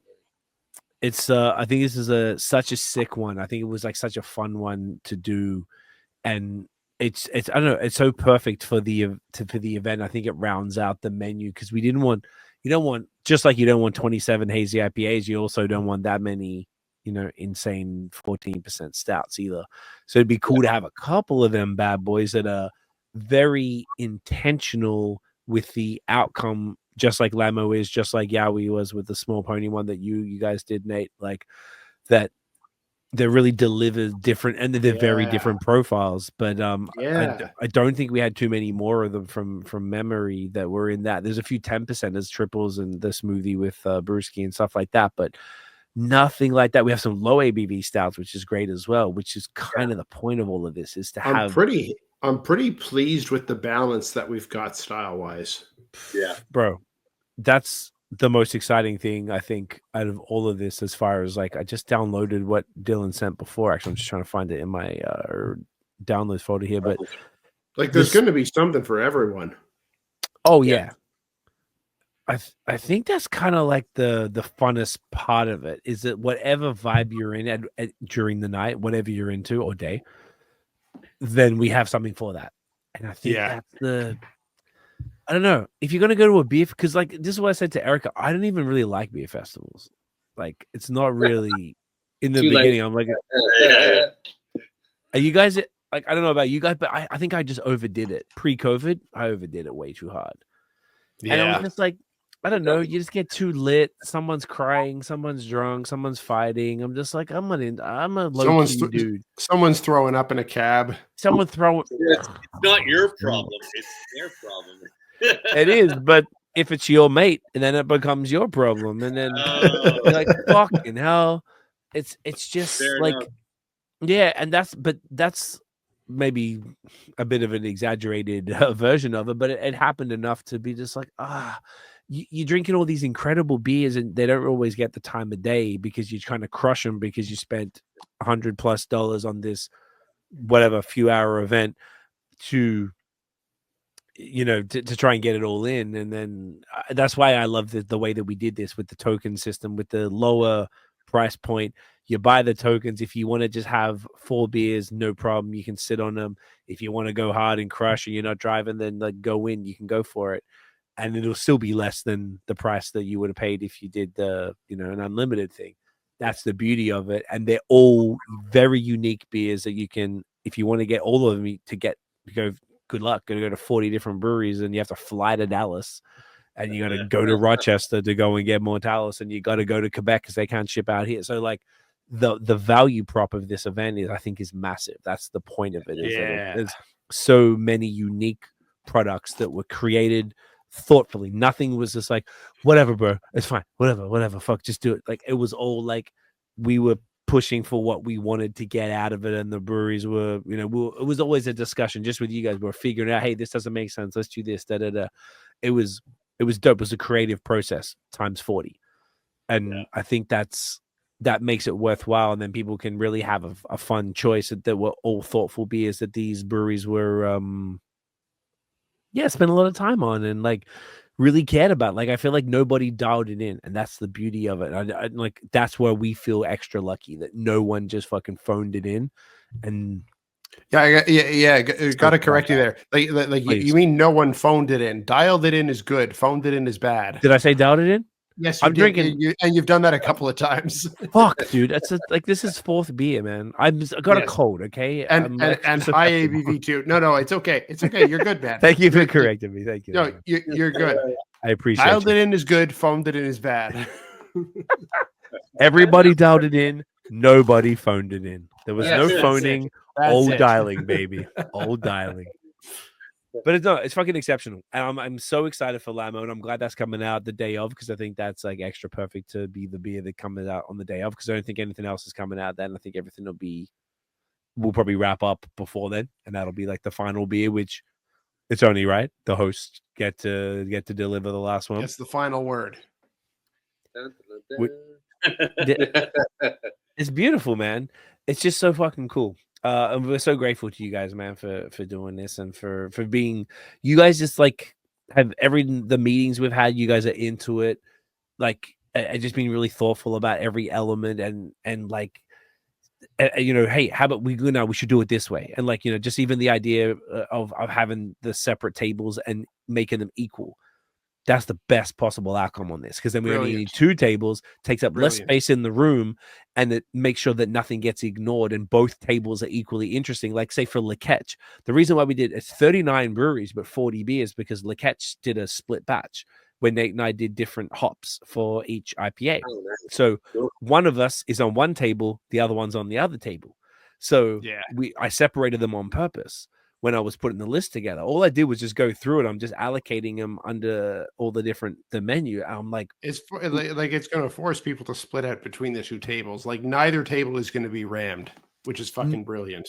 No, not at all. And I think that like the funnest thing, I actually need to go through and make sure that I'm just looking at the menu here. I don't want to put it on screen because it's you got to come to the event, motherfucker, to see this shit. But it's it's very cool. Actually, I noticed one thing that needs to change right here. That's why I want to just double check. But because I think Dylan might have done stuff before we changed it, which is totally understandable, because it's a lot of stuff to keep fixing. But it's so cool to see the menu, and just, I don't know, this is what makes it feel extra real. I love it. I know we keep yapping about it, but yes, the May 31st, Blood Brothers, getitinyourfest.com. Session 2 only left, really, if you want to come through. Right. That's it. And look, this is the way I see it. Session 1 is going to be chill. It's going to be a vibe. We also have DJ T Jr., who's a good friend of mine, and she is the 3-time DMC Canadian champion. So she's like the best DJ in Canada, and she's a young woman, and she's a G. Like, she's from Toronto. I love it. She's hilarious. She's so funny. Like, that's so sick. And it's not going to be like we're going to be able to be talking, but there's going to be sick music. Like, I'm excited even just about that, and then the food and stuff. I just feel like we've curated something that like I want to go to, as someone who like is a bit more of a chill dude these days as I'm getting older.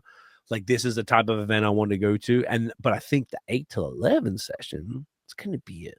We're gonna turn up probably a little bit more. 4 to 7, we're gonna pace ourselves. We're gonna be chill. We're gonna sit on maybe we have a bunch of fantastic non-alcs from Blood Brothers, from Found Coffee, from Harmon's. I got them yesterday. The non-alcs. I haven't tried it yet, but it looks amazing. So you can chill. You got a lot of stuff to balance it out, which I think is smart. If you're smart, you try and play the long game for this.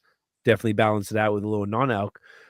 But the 8 to 11 is going to be a bit more of a party. So if you're trying to come on party and get a little bit lit, you can get lit. And you know what? You I'm drinking Lamo. We've maybe not mentioned this enough, but non-alc tickets are available. We have DD tickets for those who are driving. We have a lower price entry for the DD tickets, and that gets you access to the non-alcoholic products. Yeah, and for a good rate. So it's a lower price. So you can come along, you can chauffeur your mates. If you're not much of a drinker, you can have the fantastic Found Coffee, which tastes like blueberries. It's insane. I had it on espresso. It's so good. I've never had coffee that just tastes straight blueberries. I couldn't believe it. It's so good. It's an Ethiopian single origin. And then we got Paradise Lost non-alc.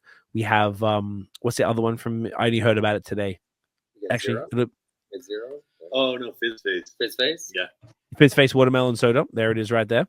And Paradise Lost peach mango non-alcoholic, along with the cold brew. That are all non-alc. So, and then the Harmon's no filter. It's called I don't know when it drops, but I imagine it'll drop before the pod comes out. But it's a non-alcoholic IPA, which is I asked them for I pitched them either a grisette or a murky ass fucking IPA. Because usually the non-alc IPAs are kind of like a bit more Westy vibes, which I totally understand. I was like, let's do this fucking shit murky. And they were like, let's do the murk. I'm like, all right. I thought they would have gone the other way. But they went balls to the wall with that. Oh, there was balls all over the wall, buddy. There was testicles everywhere. So we have those as well. So there's definitely enough. But even that's for the DDs. But even if you're just drinking and you want to go and have something else. If you want to mix it up a little bit. If you want to mix in a non-alc. Yeah, I think it's smart. And there's 4 different options that are all fire. And you can, even if you go 1-1 or you go a couple beers, non-alc, couple beers, non-alc. It's a beautiful thing. Yeah.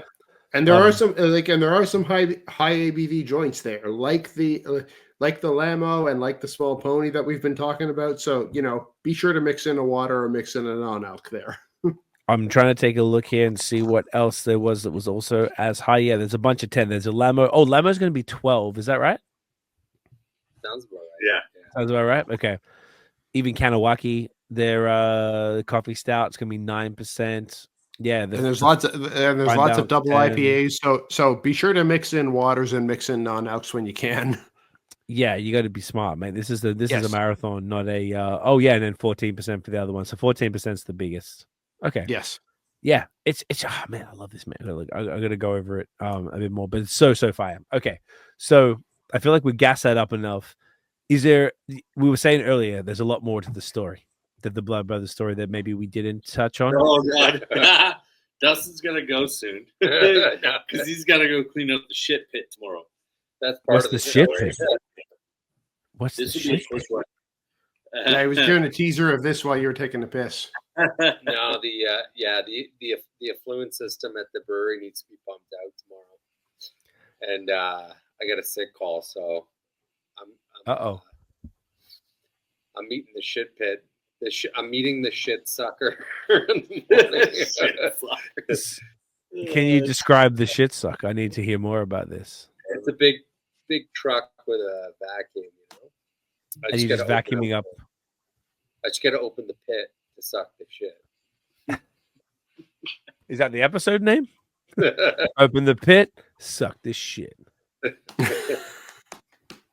It's brew waste. It smells like shit, but it's not. It's not actually. Oh, it's brew waste. It's not actual. Yeah, it's not poop. Oh, thank God. Okay. Jeez. Yeah, no. There's no poop problem. No. Okay. Just to be clear. Yeah. Thank fuck. Okay. Sorry, was there any shit earlier with the shit pit is okay? Because I've had my experience of fecal matter issues in my 15 years in Canada. So when we say shit pit, it's way too much poo problem. I got too many poo stories. I should not have this many for one country. I don't understand. And you don't even have kids, man. No, this is just like literal septic system issues. Like I'm talking like an inch of liquid feces in my kitchen 3 times in a week and a half in Toronto, like a few months before I moved out. So not like magnesium. Not like magnesium cocktails. I'm talking like a gaggle, a bus full of 25-year-old Gen Zers just went for magnesium cocktails and had a tablespoon as opposed to a level teaspoon, and they were fucking letting her rip. That's what I had. God damn it. I had to put my God, that's plastic so bags graphic. on my UGG boots. Yeah. Oh, that's so And graphic. My God. squeegee liquid feces into a hole in my kitchen floor, Nathaniel. I'm not joking. 3 times in a week, and then they cut my kitchen up for months, and everything in my apartment was covered in a layer of dust, a fine layer of dust. For anyone who's just listening on the audio and not watching the video, I'm having a physical reaction to this. It's I wish I filmed it in hindsight. I never did. That would have been pretty good. No, I'm glad you didn't. I could do without that. It was I don't know if the cameras had phones back then, 2012, but they probably didn't. I don't know if they have video. You mean the phones had cameras, you fucking idiot? Well, like things change very quickly, you dildo. Did they have video? Do you have video in your phone from 2012? I don't know if you said the cameras had phones. Is that what I said? Dog, I told you. All right. The cameras have phones. Yeah, the phones have phones. All right. This is not fair. I'm so tired. Hey. Okay, whatever. There's poo. So you have to clean out poo tomorrow, but it's not real poo. It's beer poo. So that's fine. Beer poo is a different situation. Okay. So to bring it on home, because we're coming up on 3 hours. Nathan's clearly drunk. I'm clearly drunk. I'm fine. I could drive a car to Saskatchewan right now, buddy. Let's go. You want to go? You want to go to Saskatchewan? Because I'll fucking drive you there. So Geary, was there anything else we want to talk about with the story? Maybe we should just really quick touch on the super test, so people probably don't even know what I'm talking about with that, because I feel like that's not as like public knowledge as far as Geary is. So people who don't, obviously if you know Blood Brothers, you know the Geary Street location. We got the tap room, which is now freed up with a lot of the tanks. You got the middle one, which is the retail, the merch, and the bottle shop, and then to the left of that, I guess, if you're looking in, that's the sound garage. That is where the Get In Your SpecTAPular is going to be held on May 31st. GetInYourFest.com, and that's that. So that's the sort of like the space there. But you acquired, which we did sort of touch on a little bit here during COVID, the location in was it like Steeles and just north of Finch, between Finch and Steeles on Dufferin. Gotcha. So it's kind of like, is it near York Uni type of thing, right? Yeah. So it's like a production facility. It's not open to the public. Talk to us about a little bit more about that. Yeah, we had all sorts of plans to possibly open to the public. We got a license for tasting room and retail. I think in the end, we just decided like the space is meant to pump beer out. We just been continuing growing the production side there. So we will have some retail pop-ups because we have the retail license there. But as far as a bar goes, I think that's it's been put on the back burner forever for now. Mm-hmm. Yeah. It seemed like from the way you guys were describing it, the legal requirements to turn that into a tap room were a little bit cumbersome. Yeah, it was a little too much. So the setup we have now makes sense. We're happy to be there. It's a great location for production, and we'll continue to bang it out on Geary for all the fun stuff. Okay, like the drinking beer part, which is more important. Okay. That makes sense. So it's like, and look, to see that location there where all the barrels are, and that's where we did the blend. The system is fucking wild, man. Like you guys really stepped. It's massive. It's automated.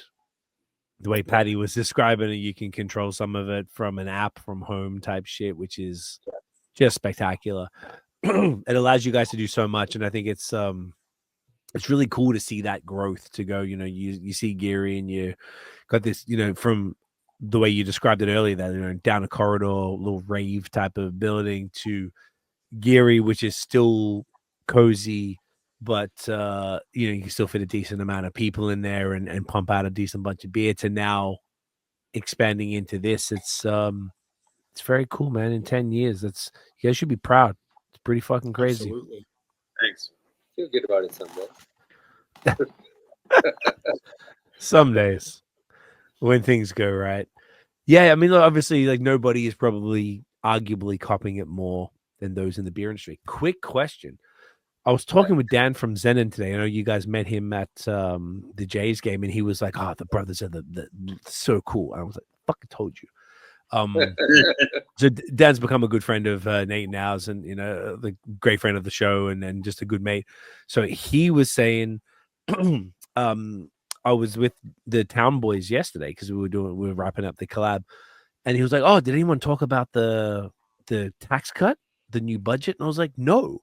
And I hadn't seen that much about it, but apparently there's only because I saw Troy from Great Lakes was talking about it, but I didn't get to, because I was traveling. I didn't have the time to see his post and to really learn about it. But apparently it's cutting 50% of the taxes. Is that correct? 50% of provincial tax is going to be cut. I think it's August is the date. Yeah, it's pretty huge. That's massive. Yeah. How do you feel?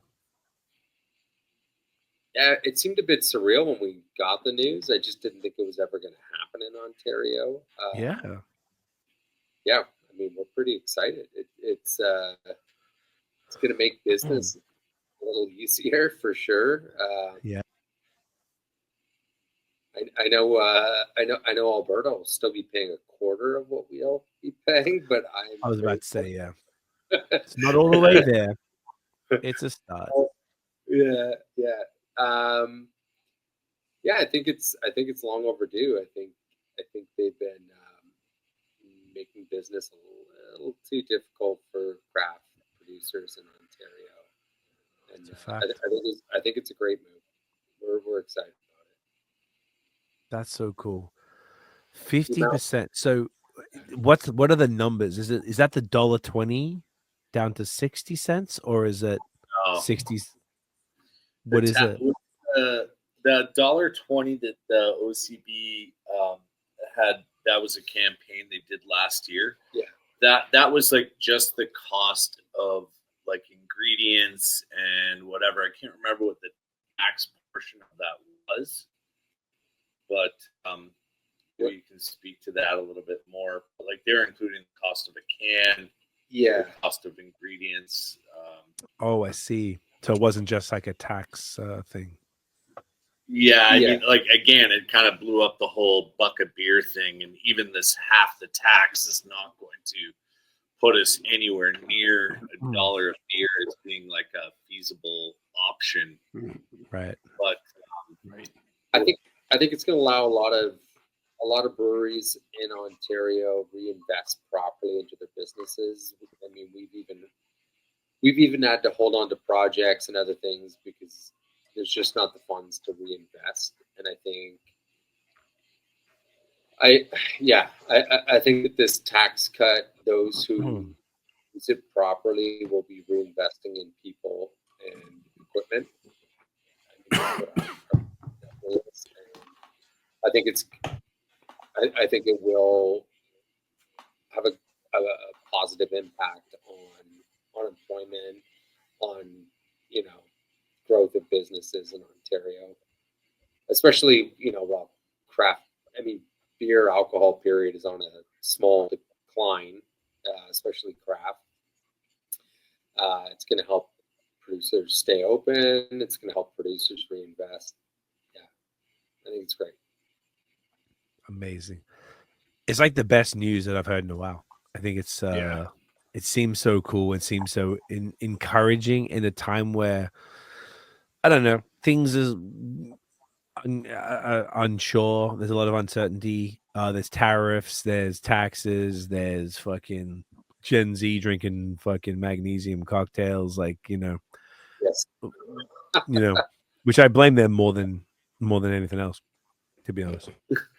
But it's the magnesium cocktails, boys. Maybe we need to do a magnesium cocktail. What's Dan's sour name? No, Mel. I think it's Just don't want the calls Dan about and Mel. shit. This is all your fault. I'm gonna tell him. Listen to the bud, boys. I'm gonna meet them in 9 days. I'm gonna tell them to their face, "This is your fucking fault." She's getting a T-shirt. She's getting one. I got her size. She's getting one. I'm kidding. No, you're not kidding. Give him shit. No, he's not kidding. No, Yeah, I'm not right. kidding. I'm not kidding at all. I'm gonna text him right now. I'm gonna tell him that Nate said it's all her fault. Do it. For her magnesium cocktail. Do it. But it's I'm just thinking the new podcast should be called MAOS. Oh man. Yes. Is that the episode? Or MAMS, magnesium and my shits.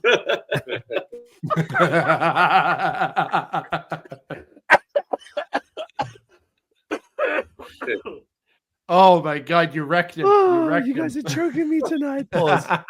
Oh God. Honestly, I haven't laughed this much on a pod in a while. This has been fucking hilarious tonight. Probably guys. since the last time we had True History on the pod. I was gonna say True History 2 years ago. I was crying. Yeah. I feel like this has been the funniest one since. Thank you. This is great. I'm not surprised it's with you guys. You guys are the best. MAMS is the new one now. So we're definitely doing a lot of excrement, a lot of magnesium, a lot of citrate, a lot of glycinate, a lot of titrate, I think it's called.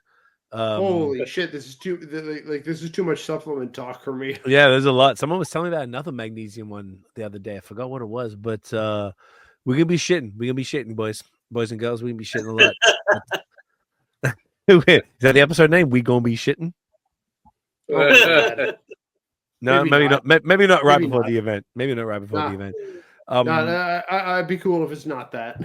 Okay, well, let's think about it. So we're gonna do Can we legally put magnesium in a beer? Is that like a thing, or is that like to stop become a GNC supplement at that point? No. I mean, there's magnesium in beer. Period. Like there's magnesium. Oh, water chemistry. It's just at a certain level, it becomes more diuretic. Yeah, is it diuretic? Yeah. Is that the word? Yeah. What if we add? Can we make a protein magnesium? Isn't diuretic just makes you piss? What's the one that? Diuretic, okay, yeah. Diuretic is pissing. Diuretic is piss one. What's the shit one then? I mean, it's laxative. It's laxative. Yes. Yeah. See, I'm not drunk, dickhead. Okay, so we could do a magnesium. What about Can you add protein to beers? What if we do a protein beer with magnesium? Get the highest protein malts we can. Oh my God. Highest protein malts. We do like a fucking 120 gram per can protein beer with enough magnesium to make a cow fucking evacuate its bowel. I remember learning evacuate your bowels from a Stephen King novel when I was like 15 that my dad was reading, so I read his books. I was like, evacuate your bowels was such a dope line. Isn't that dope? Evacuate, like a building, but your bowels are like evacuated. I just thought it's very visual. We could do little malt-based protein shakes. Oh my God. Release date. We hand out adult diapers. So no one has to worry. So we got, so we do the protein shakes. We do a spoonful of magnesium, and we're like, you're going to need this Depends, my guy. Put this on real quick. Because we've only got 4 bathrooms in the sound garage. We should be very clear. None of this is happening at the Get It In You SpecTAPular. We don't want to May 31st, crash our Blood Brothers, ticket sales at the last second. Well, you can make the choice to shit your pants. I mean, that's not up to us. Oh my god! My god! Everyone's adults, Nate. If they want to have our body, my choice. How exactly? And you're saying this in front of the guys that are going to be hosting us, for fuck's sake. Yeah. Well, there's 4 bathrooms, and if people need to let one rip, like let her go, you know. Oh my god! Maybe we'll have a Holy bonus shit. off-menu magnesium cocktail that if you ask the volunteers, like, "Yo, I want that magnesium." All right, I'm calling this right now. Let's wrap this shit up. Holy shit! Literally. Let's wrap this up. My That's god. cool. Should we get a Depends sponsorship? Maybe. No. There's money. No. I like the idea of a protein, like non-alc protein beer. This is one of these situations where we need a producer who like barely chimes in, but at one of these moments just be like, "All right, that's enough." All right, guys, that's enough. Yeah. All right, that's enough. Well, gentlemen, this has been awesome. Did we miss anything? We covered everything. I think we're good. Yeah. Magnesium, poo, Geary, homebrew, diapers, super test, blending, super test, Lamos, cocktails, Gen Z ruining everything. It's pretty good. Yep. Here for it. Shouts to Gen Z. Boys, this is awesome. This was a really good time.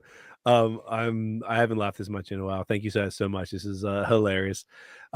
Thank you again for believing in what we're doing and for supporting us and for putting the event on. Like, I appreciate you guys more than I can express. Like, so much respect and so much admiration for everything you guys are doing and for the way that since the day we met you guys, all 3 of Nate, Tiff, and I all met you at the spots with Simon in 2019 or 18, whatever it was, 2019, I think.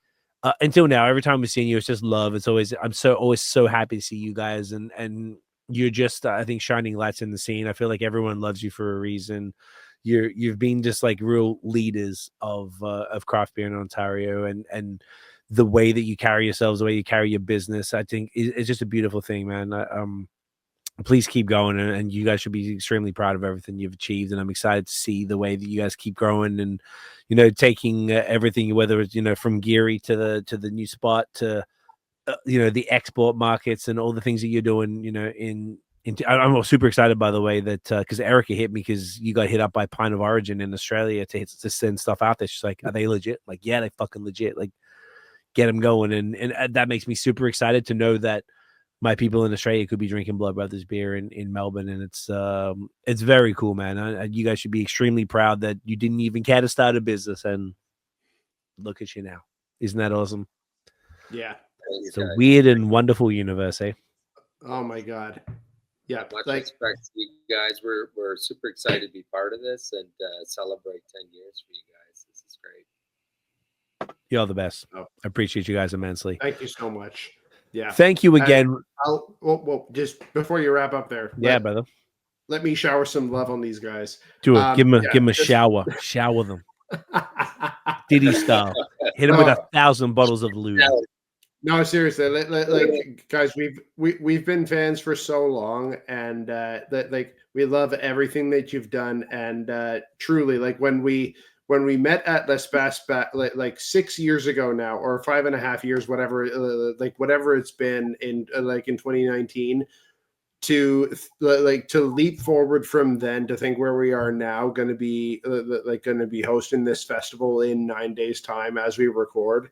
Can't appreciate enough everything everything that you've done, and and the support that you've that you put forward for us. Like, we love you so much and can't appreciate enough, can't express enough the appreciation that we have for everything that you've done for the scene and the love that you've shown for us. We love you so much and can't wait to celebrate with you very soon. Thank you. Thank you. Thank you so much. You guys are champions. Boys, we'll wrap up. Excuse me, it's the donut stout.